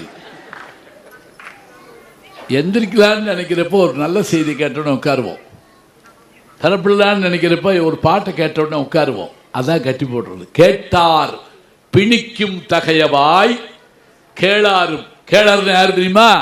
கேட்காதவங்க மட்டும் அர்த்தம் இல்லைங்க, பகைவர்னு ஒரு அர்த்தம். டேய், உன் எதிரி கூட உன் பேச்சை விருப்பம்டா, அதான்டா பேச்சு. எப்படி பார்த்தீங்களா? கேளாரும். அதுக்கு எதிர்ப்பது என்ன தெரியுமா? கேளிர். யாதும் ஊரே யாவரும் கேளிர். கேளிர்னா உறவினர், கேளார்னா பகைவர். கேட்டார் பிணிக்கும் தகையவாய் கேளாரும் வேட்பன விரும்புமாறு பேசணும். பேச்சு கட்டி போடுறோங்க. ஒரு குடும்பம் மகிழ்ச்சியாக இருக்கணும், அதுக்கு தானே கல்யாணம் பண்ணுறோம்.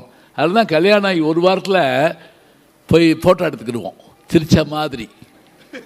ஏன்னா அப்புறம் சிரிக்க முடியாது. தெரியும் இல்லையா நமக்கு எத்தனையோ கஷ்டங்கள் நஷ்டங்கள் வரும். இருக்கட்டும், பரவாயில்ல. இப்போ இந்த குடும்ப மகிழ்ச்சிக்கு வருமானம் தேவையா? கட்டாயங்க. சின்ன உதாரணம் சொல்கிறேன். மாப்பிள்ளை வீடு பார்க்கணும்னா பொண்ணு வீட்டில் முதல்ல என்ன பார்ப்பாங்க அப்படின்னா, பெண் விரும்பும் காலை பிதா விரும்பும் வித்தையே. பெண்ணு அழகா இருக்கானான்னு பார்ப்பாளாம், அப்பா படிச்சிருக்கானான்னு பார்ப்பாராம், அம்மா செல்வந்தனா இருக்கான்னு பார்ப்பாளாம். யோசிச்சு பாருங்க, பிள்ளை போய் சௌரியமாக இருக்கணும்ல. முதல்ல என்ன கேள்வி கேட்குறோம்? மாப்பிள்ளை என்ன வேலை பார்க்குறாரு அதானே கேட்குறோம். உடனே மாப்பிள்ளை நல்லவர், உத்தமர், இருக்கட்டுங்க, என்ன வேலை பார்க்குறாரு, என்ன சம்பளம் வாங்குறாரு, அவரை போல் பண்பாடவர் இல்லை, அவர் மாதிரி ஏய் காது கேட்கும்ல, என்னையா சம்பளம் வாங்குறான், அவர் அந்த நாட்டுக்கு அதெல்லாம் பேசக்கூடாது, நல்லா நிர்வாகம் பண்ணுவார், சம்பளம் என்னையா வாங்குறியா, சும்மா தான் வீட்டில் இருக்கியா, அவனுக்கு எடுக்கிற கல்யாணம், அவனுக்கு எது கல்யாணம் கேட்பாங்கல்ல. இந்தியெல்லாம் என்ன போடுவாங்களாம், மாப்பிள்ளை என்ன படிச்சிருக்காருன்னு கேட்டால் SSLC FPIL வாங்கலாம். என்னது ஃபெயிலு, FPIL தான் ஃபெயிலு. ஒருத்தர் கேட்டுக்க, மாப்பிள்ளை என்ன வேலை பார்க்குறாரு, ரயிலில் வேலை பார்க்குறாரு. சென்ட்ரல் கவர்மெண்ட் உத்தியோகமா? என்ன வேலை? ரயில் ஓடுனா நிற்பார், நின்னா ஓடுவார், சுண்டல் விற்கிற வேலை. வேலை சாதாரண இல்லைங்க, அது சொன்னாமல் இருக்கேன். ரயில் நின்னா ஓடுவாராம், அது ஓடுனா நிற்பாராம். அப்போ வேலை பார்த்தா தானங்க பொண்ணு கொடுப்பாங்க, பணம் இருந்தால் தானே வாழ முடியும். ராம வில்ல முறிச்சதுனால தானே சீதையை கொடுத்தாங்க, அது வீரம். அர்ஜுனை வில்லில் அடித்த போது தானே பாஞ்சாலியை கொடுத்தாங்க. அந்த காலத்தில் அது தேவை, அது வீர யுக காலம், ஹீராயிக் ஏஜ். இன்னைக்கு பணம், வருமானம், மாப்பிள்ளைக்கு படிப்பு இருக்குதோ இல்லையா, அதில் சொல்லுவாங்க சம்பளம் கம்மியாக தான் வாங்குற, மேவருபடி கூட அப்படிம்பாங்க. மேவருபடி என்னான்னு கடவுளுக்கு தாங்க தெரியும், அது ஒன்றும் சொல்ல முடியாது. அந்த அடுத்தாத்து அம்பூஜத்தை பார்த்தேலான்னு ஒரு பாட்டு கேள்விப்பட்டிருக்கீங்களா? அப்போ அடுத்தாத்து சங்கதி இல்லான் நமக்கேண்டி அவன் சம்பளம் பாதி கிம்பளம் பாதி வாங்குறான், நீ வாழ்தான் எழுதியிருப்பாரு. இப்போ யோசிச்சு பாருங்க, என்ன இருந்தாலும் சரி நமக்கு சொந்தத்தில் வீடு வேணும், அதே மாதிரி நம்ம சொந்தத்துக்கான ஒரு இது வேணும், பிள்ளைகள் நல்ல பட்டத்தில் படிக்கணும், நல்ல விழாக்கள் கொண்டாடுறப்ப பணம் வேணும். மனைவி பிறந்த நாளா கேட்காமலே ஏதாவது ஒரு பொருள் வாங்கி கொண்டு கொடுக்கணும். முதல்ல அதை ஞாபகம் வச்சிருக்கணும். அந்த அம்மா இன்னைக்கு என்ன நாள்னு கேட்டால், இன்னைக்கு எங்கள் அப்பா திதி அப்படின்னு சொல்லிக்கிட்டு இருக்கப்படாது. இருக்கலாம், இருந்தாலும் அந்த அம்மாவுடைய பிறந்தநாள்னு சொல்கிறத நினைவூட்டினா அது கேட்காமலே கொண்டு வந்து ஏதாவது ஒரு சிறு பொருள் கொடுக்கணுங்க. இல்லை அந்த பெண்ணும் வாய் விட்டு சொல்லிட்டா கூட உடனே என்ன செய்யணும் தெரியுமா? சரிம்மா இந்தா, நம்ம ஊர்களில் வழக்கம் தெரியுங்களா, நீங்கள் ஞாபகம் இருக்குன்னு நினைக்கிறேன், காலில் விழுந்தால் விபூதி பூசிட்டு கையில் என்ன இருக்கோ எடுத்து கொடுப்பாங்க. 1 ரூபாயாக இருந்தாலும் சரி, 10 ரூபாயாக இருந்தாலும் சரி. இந்த வட்டம் தீபாவளிக்கு பார்த்தேன், அமெரிக்காவிலேருந்து வந்திருந்த ஒரு குடும்பத்தில் அந்த பேரை எல்லாம் முடித்து கிளம்புறப்ப அந்த அமெரிக்க நண்பர் வந்திருந்தார். கிளம்புறப்ப அந்த பாட்டி உள்ளே உட்காந்து திண்ணையில் உட்காந்துருந்துச்சு. 95 வயசு இருக்கான். போகிறவட பேராண்டி வா அப்படின்னு உடனே வந்தா. உடனே பாட்டி ஹவாரியோ ஃபைன் அப்படின்னு அவனே சொன்னான். சரிட்டு சரி அமெரிக்காவுக்கு போயிட்டு வரவா அப்படின்னா, மத்தியானம் சாப்பாட்டுக்கு வந்துடுவீங்களே அப்படின்னு சேர்ந்தம்மா. வந்துடலாம், எலான் மாஸ்க் ஒரு விமானம் கண்டுபிடிக்க போகிறா இருக்கிறாங்க, அது என்ன மத்தியானம் சாப்பாட்டுக்கு வந்தாலும் வந்துடலாம். வந்துடுறேன். சரி நான் பள்ளிக்கூடத்துக்கு போகிறப்ப காசு கொடுப்பே, இப்போயும் கொடு. அவன் 15 லட்ச ரூபா சம்பளம் வாங்குறாங்க எலான் மாஸ்க் கம்பெனியில். பாட்டிகிட்ட காசு கேட்குறான். அது சுருக்கு பையிலேருந்து தேடி எடுத்து ஒரு ரூபாய் அப்படி கையில் வைக்கிது. அவன் காலை தொட்டு கும்பிடுறான், விபூதி எடுத்து அப்படி பூசுது. கூட வந்த அமெரிக்க இவன் கேட்குறான், தட் இஸ் கோல்டு காயின், இந்த ஓல்டு லேடி கொடுத்தது கோல்டு காயின் அப்படின்னா. காயின் கோல்டு இல்லை, என் பாட்டி கோல்டு அப்படின்னா. அவன் ஓல்டு இல்லை, அவன் கோல்டு. அந்த இடத்துல ஓல்டோ கோல்டோங்க, அந்த ஒரு அந்த கொடுத்தாங்கல்ல பணம், அது என்ன தெரியுமா? அதை மாற்ற மாட்டோம், வச்சுருப்போம். அதுதான் வருமானம். அது அப்படி லட்சுமி மாதிரி வச்சுட்டா போதும், வீட்டில் நம்பிக்கை இருக்கும், இது வளரும் என்ற ஒரு நம்பிக்கை இருக்குது. கற்பகத்தரு, காமதேனு, அச்சய பாத்திரம், அச்சய திருதியை கேள்விப்பட்டிருக்கோம்ல. அச்சய திருதியில் என்ன கண்டுபிடிச்சிருக்காங்க? இப்போ அன்னைக்கு தங்க வாங்கினா லாபம் யாருக்கு? கரெக்டாக சொல்லிட்டீங்க. என் நண்பருடைய குடும்பத்தில் அவர் அந்த அம்மா போட்டு பாடா படுத்தி 1 கிராமாவது வாங்கலைன்னா நம்ம தொலைஞ்சிருவோம், நம்ம வாங்கியே தீரணும் சொல்லி நான் கடைக்கு போய் 4 மணிக்கு போனால் 4 மணிக்கு 1000 பேர் நிற்கிறாங்க. அவங்க 3:30 வந்துட்டாங்க. அதுக்குள்ளே போய் இந்த அம்மா விவரம் போய் நின்று மாட்டி தள்ளி கடைசியில் 10 பவுன் செயின் அத்துட்டு போயிட்டாங்க. அவனுக்கு அச்சய திருதைய, யாருக்கு? அந்த திருடனுக்கு, அத்துட்டு போனவனுக்கு அச்சய திருதிய. பொண்ணு வைக்கிற வேலையில் பணம் இல்லாமல் இருக்க முடியுமா? முகத்தில் மகிழ்ச்சி எப்படி வரும்? புன்னகை எப்போ வரும்? பொன்னகை வந்தால் தான் வரும். ஏன் வச்சுக்கங்க, பொன்னகை வரணும். பிள்ளை பள்ளிக்கூடத்துக்கு போய் குழந்தைகளை, பெரியவர்களை, நோயாளிகளை, இறைவனை பார்க்க போகிற போது வெறுங்கையோடு போகக்கூடாதுங்க. ஞாபகம் வச்சுக்கங்க. குழந்தைகளை பார்க்க போகிறப்ப, முதியவர்களை பார்க்க போகிறப்ப, நோயாளிகளை பார்க்க போகிறப்ப, தெய்வத்தை பார்க்க போகிறப்ப மலராவது கொண்டு போய் சாமியை வழங்கிட்டு வரணுங்க. நம்ம கொடுத்து இறைவனுக்கு ஒன்றும் ஆக போகிறதில்ல. ஆனால் வெறுங்கையை வீசிட்டு வந்துட்டாங்க பாரு, அப்படி சொல்லக்கூடாது. பிள்ளைங்க வந்தோடனே அந்த பையை பிரட்டி பார்க்க தெரியுமா, அதில் என்ன இருக்குன்னு? பொருள் வேணுங்க. நல்ல கல்வி வேணுமா? போகணும். நான் இப்போ அமெரிக்காவில் ஸ்டான்ஃபோர்ட் பல்கலைக்கழகத்துக்கு போயிருந்தேன், கலிஃபோர்னியாவில். வெளியில் இந்த மாதிரி ஒரு பெரிய போர்டு மாட்டியிருந்ததுங்க. அதில் ஒரு 22 பேருடைய படம் இருந்தது. எல்லோரும் செல்ஃபி எடுத்தாங்க. நானும் எடுத்துட்டேன். யாரும் தெரில, எடுத்து வச்சுருப்போமே அப்படின்னு சொல்லிட்டு எடுத்தேன். நம்ம ஊரில் யாரோட செல்ஃபி எடுப்போம்? பெரும்பாலும் சினிமா நடிகராக இருக்கணும், இல்லைன்னா கிரிக்கெட் வீரராக இருக்கணும். நான் எடுத்துகிட்டு இவங்க யாருன்னு கேட்டேன். அவன் சொன்னாங்க, இந்த 22 பேரும் இந்த பல்கலைக்கழகத்தில் வேலை பார்த்த நோபல் பரிசு பெற்ற விஞ்ஞானிகள். ஞாபகம் வச்சுக்கங்க, நோபல் பரிசு பெற்றவர்கள். அந்த நோபல் பரிசு இருக்கு இல்லையா, அந்த நோபல் யார் தெரியுங்களா? அவர் தாங்க டைனமைட் என்கின்ற கொடூரமான வெடிமருந்தை கண்டுபிடிச்ச ஆள். ஒரு நாள் அவர் வீட்டில் பேப்பர் படிச்சுக்கிட்டு இருந்தாரா, அவர் செத்து போயிட்டாருன்னு பேப்பரில் போட்டிருக்காங்க. செய்திகளை முந்தி தருவாங்க போட்டிருக்கு. அதிலே போட்டான். இவர் பயந்து போய் என்னடான்னு பார்த்தா ஒரு மரண வியாபாரியின் மரணம்னு போட்டிருந்துருக்கு. பார்த்துட்டு பயந்துட்டு அவர் வேலைக்காரம்மாவை கூப்பிட்டு, இங்கே ஒரு இந்த இவர் நோபல் ஆல்பர்ட் நோபல் இறந்து போயிட்டாருன்னு போட்டிருக்கு. அந்த அம்மா கூட்டிக்கிட்டு அவன் சத்தா சாட்டும், அவன் தான் வெடி மருந்தை கண்டுபிடிச்சி எல்லாரையும் கொண்டான். இவருக்கு சுருக்குன்னுச்சுக்க.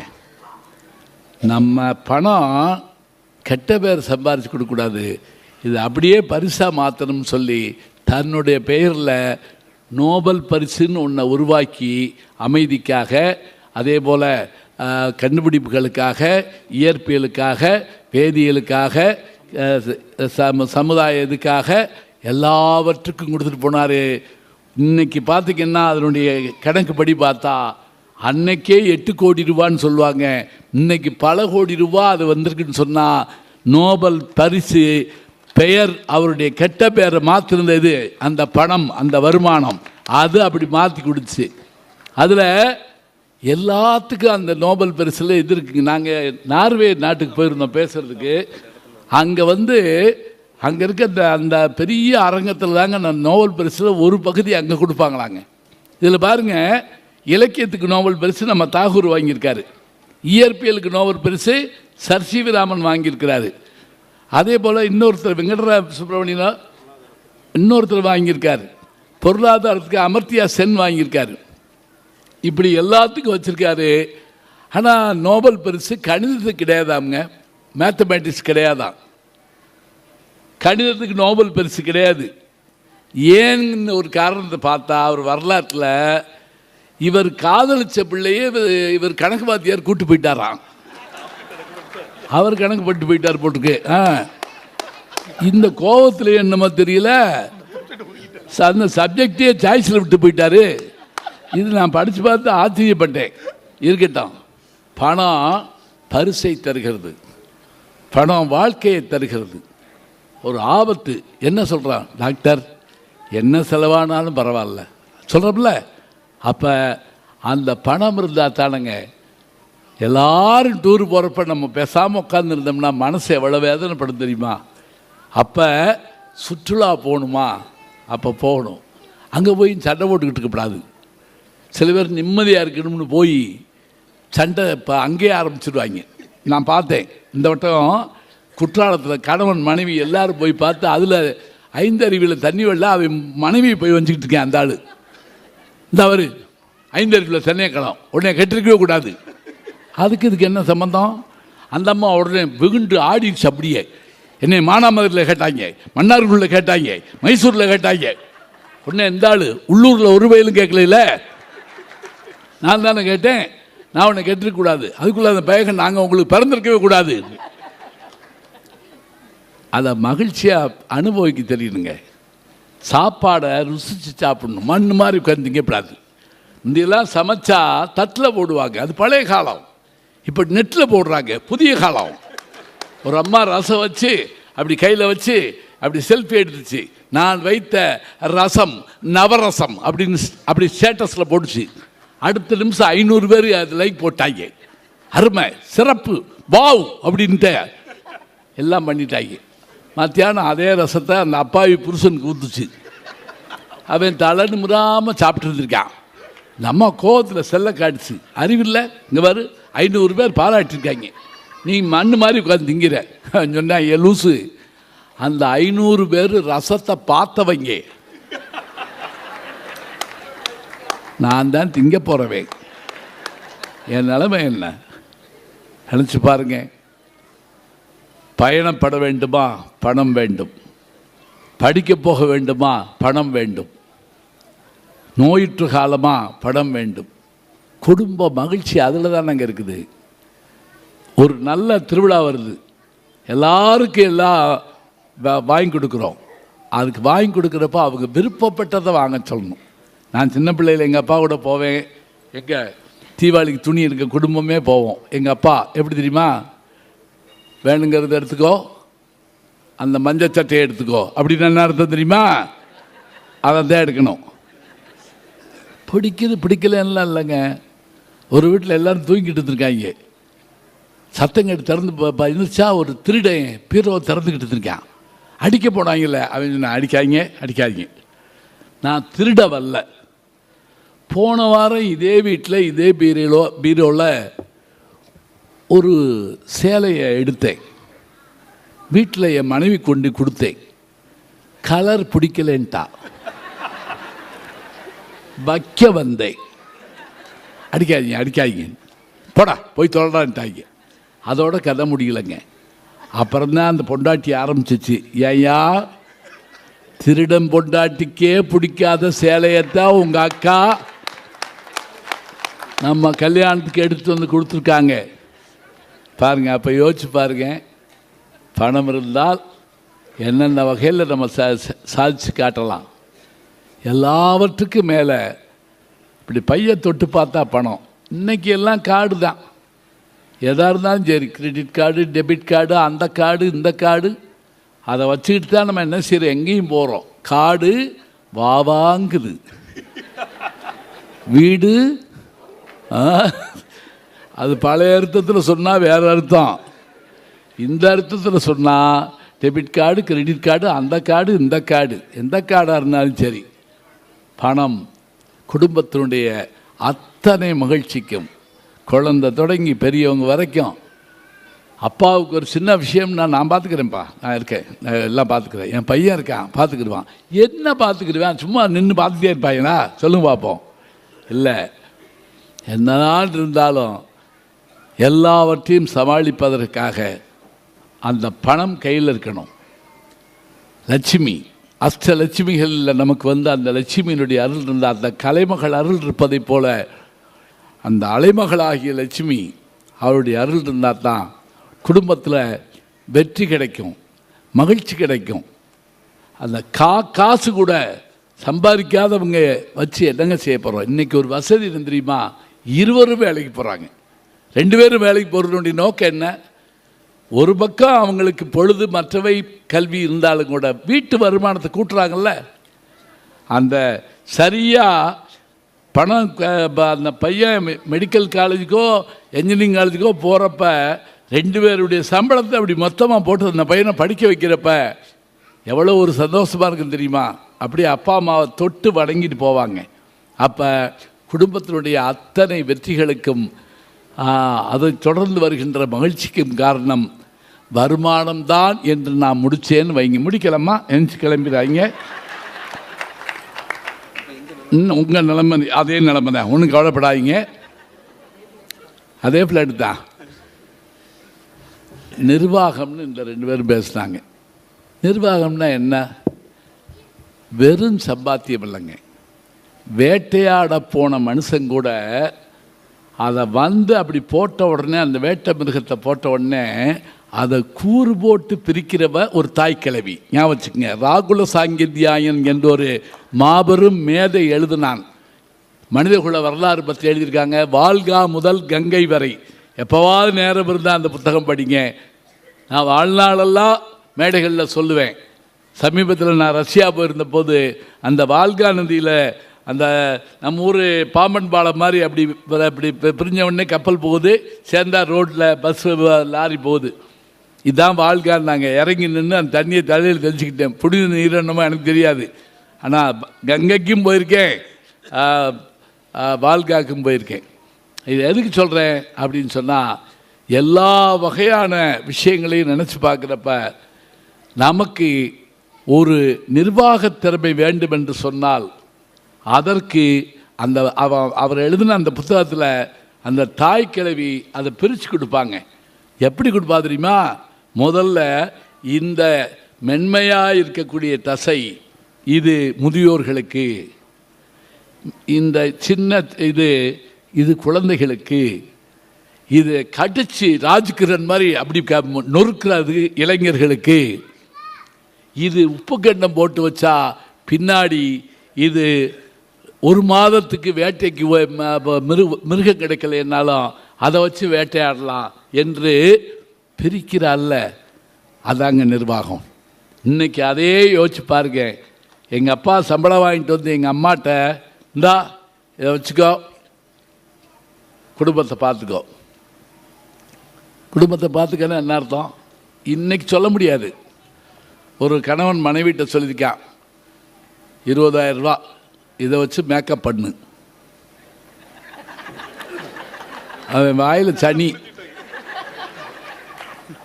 சாயங்காலம் வந்திருக்கான், அந்த அம்மா அப்படி நின்றுருக்கு.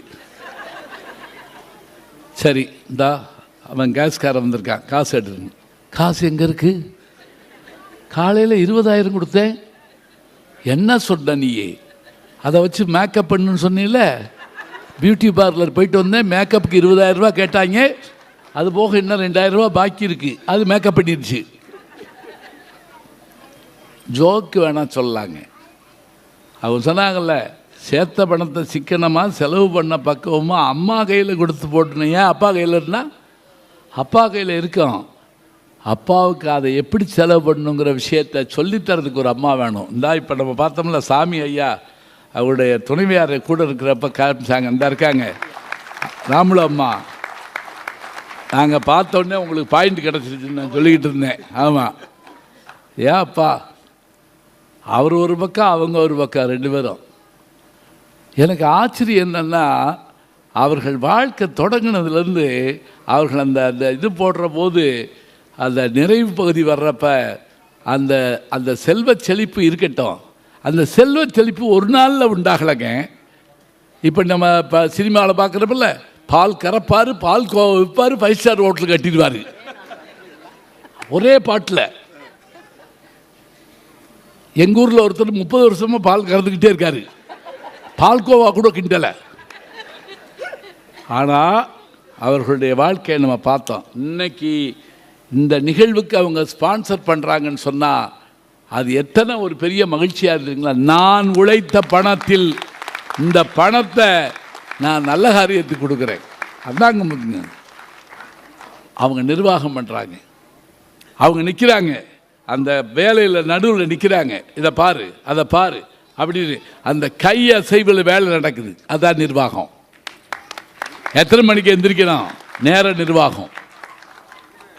என்ன இன்னைக்கு இந்த மாதத்தில் சாப்பிடணும், அதை வச்சு கணக்கு பண்ணணும். எவ்வளோ மிச்சம், எவ்வளோ பட்ஜெட்டு. நம்ம நிதியமைச்சர் சொல்கிறாங்கல்ல, இவங்க சொன்னாங்கல்ல, எப்படி அந்த அம்மா புறநானூறு பாட்டுங்க, அழகான பாட்டு. டேய், யானையை வயலில் போய் மேய விட்டா அது வாயில் போகிறத காட்டில் அது காலில் மிதி பெடுறது அதிகம்டா. அதே யானையை கட்டி போட்டு நீ விவசாயம் பண்ணி அறுவடை பண்ணி அந்த அரிசி எடுத்து சோறாக்கி அந்த யானைக்கு கவலமாக கொடுத்தா 6 மாதத்துக்கு அந்த யானை அசைஞ்சுக்கிட்டே திங்கும்டா என்றால் நிதி நிர்வாகம் அப்படித்தான் இருக்க வேண்டும் என்பதற்கு அவர்கள் ஒரு அருமையான உதாரணமாக எடுத்துக்காட்டாக சொன்னார்கள். சம்பளம் மட்டும் இல்லைங்க, அதுக்கு மேல என்ன நிர்வாகம். நிர்வாகம் அதுக்கு தான் மாப்பிள்ளைய சம்பளம் கேட்குறாங்கல்ல. பொண்ணுக்கு என்ன செய்வாங்கன்னு தெரியுங்களா? கிராமத்தில் நீங்களாம் இப்போ ஊர்லன்னா வந்திருக்கீங்க, எப்படி பொண்ணு பார்க்க வந்திருப்பாங்க தெரியுமா? எப்படின்னா, பொண்ணு பார்க்க வர்றப்பே வந்தவுடனே அம்மா கொஞ்சம் தண்ணி கொண்டு வா அப்படிப்பாங்க. செம்பை கொண்டு வர்றப்பே அந்த கையில் நடுக்கம் இருக்கான்னு பார்ப்பாங்க. விளக்கு பொறுத்து சொல்லுவாங்க பெண்ணை. ஏக்கு தெரியுங்களா? சில பிள்ளைக ஒரு குச்சியில் 5 முகத்தையும் பொருத்திடும். சில பிள்ளைக ஒரு குச்சி எடுத்து ஒவ்வொரு குச்சியாக எடுத்து தீப்பெட்டியை பூரா தீர்த்து விட்டு விளக்கேற்றாமல் அவங்க அம்மாவை பார்க்கும். அவங்க அம்மா அப்பாவை பார்ப்பாங்க. அவர் தலையில் அடிச்சுட்டு உள்ளே ஓடி போயிடுவார். இப்போ இந்த பிள்ளையால் இது செய்ய முடியாது. அப்போ பார்த்த உடனே அதனுடைய கை செலவு என்ன, அதனுடைய நிர்வாகத்திறன் என்ன. காரைக்குடி பக்கம் மழை பெஞ்சா அந்த தண்ணியை, மழை தண்ணியை பிடிச்சி வச்சுருப்பாங்க அண்டாவில். அதான் அந்த வருஷத்துக்கான குடி தண்ணி. அதை ஒரு துணி போட்டு மூடி வச்சு மேலே தண்ணி விழுக வைப்பாங்க. ஒரு அம்மா என்ன பண்ணுச்சு, மகளை பார்த்து, அம்மா மழை பெய்யுது, அண்டாவை தூக்கி வை. மழை தண்ணியை பிடிச்சி வச்சுருந்தோம்னா இந்த மாதம் பூராத்துக்கு சரியாக இருக்கும். விடிய விடிய மழைங்க. அந்த பிள்ளையை தூக்கி அண்டாவை வச்சிருச்சு. மழை கொட்டுது. அம்மாவுக்கு சந்தோஷம், இந்த வட்டம் தண்ணி பஞ்சம் தீர்ந்துச்சு. காலையில் போய் பார்த்தா ஒரு பொட்டு தண்ணி இல்லை அண்டாவில். ஏன்? அண்டா ஓட்டையா? இல்லைங்க, இந்த அம்மா அண்டாவை தான் தூக்கி வைக்க சொல்லிச்சு. நேராக வைக்க சொல்லிச்சா? அது போய் அண்டாவை குப்புறம் வச்சுட்டு வந்துருச்சு. எல்லா தண்ணியும் போச்சுங்க. இப்படி நிர்வாகம் பண்ணால் அந்த வீடு விளங்குமா? நினச்சி பாருங்க. யாரை எங்கே வைக்கணும்னு தெரியும். இதனால் இவன் முடிக்கும் என்றாய்ந்து அதனை அவன் கண் விடல். இந்த செயலை இந்த கருவி கொண்டு இத்தனை பேரில் இவனால் முடிக்க முடியும் என்று அறிந்து அவனை அந்த செயலுக்கு பொருத்தி விட்டால் அவன் சாதித்துக்க. இன்னைக்கு ஹச்ஆர் வேலை அதாங்க. தேர்ந்தெடுத்து கொடுத்துரு, விளைவிக்கோ, அவன் பார்த்துக்கிடுவான். மாற்றி கொடுத்தா கொண்டு விடுவாங்க. பூக்கடையில் வேலை பார்த்த ஒருத்தரும் பட்டாசு கடையில் உட்கார வச்சுருந்துருக்காங்க. வெடிக்கடையில் ஒரு வெடி கூட விற்கலை. ஏன் சொல்லுங்க? 5 நிமிஷத்துக்கு ஒருக்கா தண்ணி தெளிச்சிருக்கான். அப்படி எப்படி விற்கும்? அவன் மேலே தப்பு இல்லை, அவனை கொண்டு வச்சோம்ல, நம்ம மேலே தான் தப்பு. ஹோட்டலில் வேலை பார்த்த ஒருத்தனை பூச்சி மருந்து கடையில் வேலைக்கு வச்சுருந்துருக்காங்க. ஒருத்தன் பால் டாயில் வாங்க வந்திருக்கான், பூச்சிக்கொல்லி மருந்து. இவன்கிட்ட கேட்டிருக்கான், பால் தாயில் இருக்கா, இங்கேயே சாப்பிடவா பார்சலா அப்படின்னு கேட்டிருக்கான். இங்கே சாப்பிட்டா இவன் மட்டும் போவேன், பார்சல்னால் குடும்பமே போயிடுவாங்க. இங்கே பாருங்க, யாரை எங்கே வைக்கணும் தெரிஞ்சு வச்சுக்கோங்க. யாரை எங்கே வைப்பது என்று யாருக்கும் தெரியலை. அட அண்டங்காக்குக்கும் குயில்களுக்கும் பேதம் புரியலை. பணம் வேணுங்க. இப்போ கேட்டாங்க சட்டியில் இருந்தால் தானே ஆக போகிறோம். உண்மைதாங்க, சட்டியும் அகப்பையுமே நிர்வாகம் தாங்க. நீங்கள் யோசிச்சு பாருங்க, சில சமயம் நீங்கள் பரிமாறுற போது டொரக்குன்னு சவுண்டு கேட்கக்கூடாது. கரண்டி பானையில் படக்கூடாது, பட்டா தீர போகுதுன்னு அர்த்தம். ஒரு புதுசாக கல்யாணம் ஆன மருமகன் சாப்பிட்டுக்கிட்டு இருந்திருக்கான், மாமியார் பரிமாறிக்கிட்டு இருந்திருக்காங்க. வெள்ளித்தட்டு பொங்கலை வச்சுட்டே இருந்திருக்காங்க. இந்த பையன் தின்னுக்கிட்டே இருந்திருக்கான், இங்கே தீர்ந்துக்கிட்டே இருக்கு. அவன் அதை பற்றி கவலைப்படாமல் உருண்டை அடிச்சுக்கிட்டு இருக்கான். 21 உருண்டை முழுங்கிட்டான். இந்த அம்மாவுக்கு என்ன சரின்னு தெரியல. அவனுக்கு இன்னும் கேட்கணும்னு ஆசை, ஆனால் மாமியார்கிட்ட எப்படி கேட்கறது? அதனால் என்ன பண்ணியிருக்கான் தெரியுமா, ஒரு ட்ரிக் பண்ணியிருக்கான். அந்த வெள்ளித்தட்டை எடுத்தான், சாப்பிட்டு முடிச்சுப்பிட்டான். அத்தை, இந்த வெள்ளித்தட்டை எங்கே வாங்கினது அப்படின்ட்டான். தீந்து போச்சுன்னு அர்த்தமா. பொங்கல் தீந்துருச்சான். இப்படி காமிச்சான், இது எங்கே வாங்கினது? அந்த அம்மா அந்த சட்டியை தூக்கிட்டு ஓடி வந்து, இது வாங்கின கடையில் தான் அது வாங்கணும் அப்படின்ச்சான். அப்படின்னா என்ன அர்த்தம்? எப்பா இங்கேயும் தீர்ந்து போச்சு, இதையும் சேர்த்து கழுவிட்டு வீட்டுக்கு போ. இந்த இப்போ ஒரு மீம்ஸ் பார்த்தேன். ஒருத்தன் தரையை தொடச்சிக்கிட்டு இருக்காங்க. ஒரு மனைவி படுத்திருந்தவங்க, என்னங்க என்ன தரையை இப்போ முழுகிட்டு இருக்கீங்க? இன்னைக்கு வெள்ளிக்கிழமை எப்பயும் போல தரையை முழுகிறேன். ஐயோ, எங்கள் அப்பா வீட்டுக்கு வந்திருக்கோம், அவர் பார்த்துக்கிடுவார், நீங்கள் போய் படுங்க. அவன் பழக்க தோசத்தில் அவன் பாட்டுக்கு என்ன செஞ்சுக்கான், காலில் இருந்துச்சு வீட்டுக்கு விட்டுருக்கான். இருக்கட்டும், தப்பு இல்லைங்க. இந்த பாருங்க, ஒரு காலத்தில் இந்த வேலை இவங்களுக்கு, அந்த வேலை அது இப்போ எல்லாம் கிடையாது. 2 பேரும் அமெரிக்கா வந்தாச்சுல. இப்போ நான் அமெரிக்காவுக்கு போயிருந்தப்ப ஜெர்மனியில் டிரான்சிட்டு லுப்தான்சா ஃப்ளைட்டு, குழந்தைய தோளில் போட்டு ஒருத்தர் வந்து என் கூட நின்றுட்டு இருந்தாருங்க. அப்போ சொன்னார், உங்கள் யூடியூப்பில் வரக்கூடிய செய்தியெல்லாம் நான் கேட்டுக்கிட்டே இருப்பேங்க. என்ன மகிழ்ச்சி தெரியுமா, என் மனைவி வேலைக்கு போகிறப்ப நான் வீட்டிலேருந்து வேலை பார்ப்பேன், நான் வேலைக்கு போகிறப்ப என் மனைவி வீட்டிலேருந்து பார்ப்பாங்க. அவங்க வேலைக்கு போகிற நேரத்தில் நான் அந்த பாத்திரமெல்லாம் விளக்குவேன். அப்போ தான் உங்கள் யூடியூப் கேட்பேன். அந்த யூடியூப்பில் நீங்கள் மகாபாரதத்தில் ராமாயணத்தில் வரக்கூடிய பாத்திரங்களை அங்கிட்டு விளக்குவீங்க. நான் காப்பி டப்பா, காப்பி டபரா, சாப்பிட்ட தட்டு இதெல்லாம் இங்கிட்டு விளக்குவேன். நீங்களும் விளக்குறீங்க, நானும் விளக்குறேன், மொத்தத்தில் விளக்குறோம். ரொம்ப உங்களுக்கு விளங்கியிருக்கும்னு நினைக்கிறீங்க. ஆமாம், நம்ம ஊரில் சொல்லுவாங்க விளங்கிரும் அப்படிமா ஒரு வார்த்தை. யதார்த்தம் என்னங்க, ஆடி பாடி வேலை செய்தால் அலுப்பு இருக்காது. ஆணும் பெண்ணும் சேர்ந்து ஒரு செயல்பாட்டை செய்கிறப்ப தானுங்க எல்லாத்துக்கும் நல்ல மகிழ்ச்சியாக இருக்கும். முகத்தில் முகம் பார்க்கலாம், விரல் நகத்தில் பவளத்தின் நிறம் பார்க்கலாம், இகத்தில் இருக்கும் சுகம் எத்தனை ஆனாலும் இருவருக்கு பொதுவாக்கலாம். அன்பே அதன் எண்ணிக்கை விரிவாக்கலாம்னு சொன்னால், பொருள் இருந்தாலும் இல்லாவிட்டாலும், நான் சொன்ன பாருங்க, அந்த எதை தொடங்கினேன், நிர்வாகம் என்று ராகுல சாங்கிதியாயின் தொடங்கினேன். பரீட்சை பலத்தை கூட குழந்தைக்கு கொடுக்கணும், பரீட்சை பலத்தை கூட முதியோர்களுக்கு கொடுக்கணும் என்று நினைக்கிற போது, இதை இவர்களுக்கு என்று பிரித்து கொடுக்கின்ற அந்த நிர்வாகம் என்கின்ற அந்த தன்மை, அதற்கேற்ப வருமானத்தை பெருக்கிக் கொள்கின்ற முறைமை எல்லாமே. இப்போ வர்ற வழிக்கு சிறுசாக இருந்தால் எப்படிங்க இது பண்ணுறதுன்னு கேட்கலாம். எங்கள் அப்பா சொன்ன ஒரு வார்த்தை சொல்கிறாங்க, இதே திருக்குறளுக்கு எங்கள் அப்பா என்ன சொல்லுவார் தெரியுமா, செலவு அதிகமானால் உன் வருமானத்தை பெருக்கு அப்படிம்பார். செலவு அதிகமானால் உன் வருமானத்தை பெருக்கு. அப்போ வருமானத்தையும் பெருக்க வேண்டும், வீட்டையும் சந்தோஷமாக வைக்க வேண்டும். அதற்கு முறையான நிர்வாகம் இருந்தால்தான் அதனை செய்ய முடியும். அதனால் எவ்வளவுதான் ஒரு வீட்டுக்கோ நாட்டுக்கோ வருமானம் வந்தாலும் அங்கு முறையான நிர்வாகம் இருந்தால்தான் அந்த வீடும் நாடும் ஜெயிக்கும்.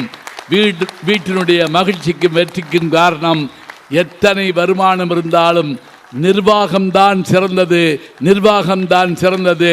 பொன்விழாவிலே எங்களை அழைத்து பெருமைப்படுத்தி உங்களுக்கு நன்றி சொல்லி மீண்டும் சந்திப்போம் என்று வாழ்த்தி வணங்கி விடைபெறுகிறோம். நன்றி, வணக்கம்.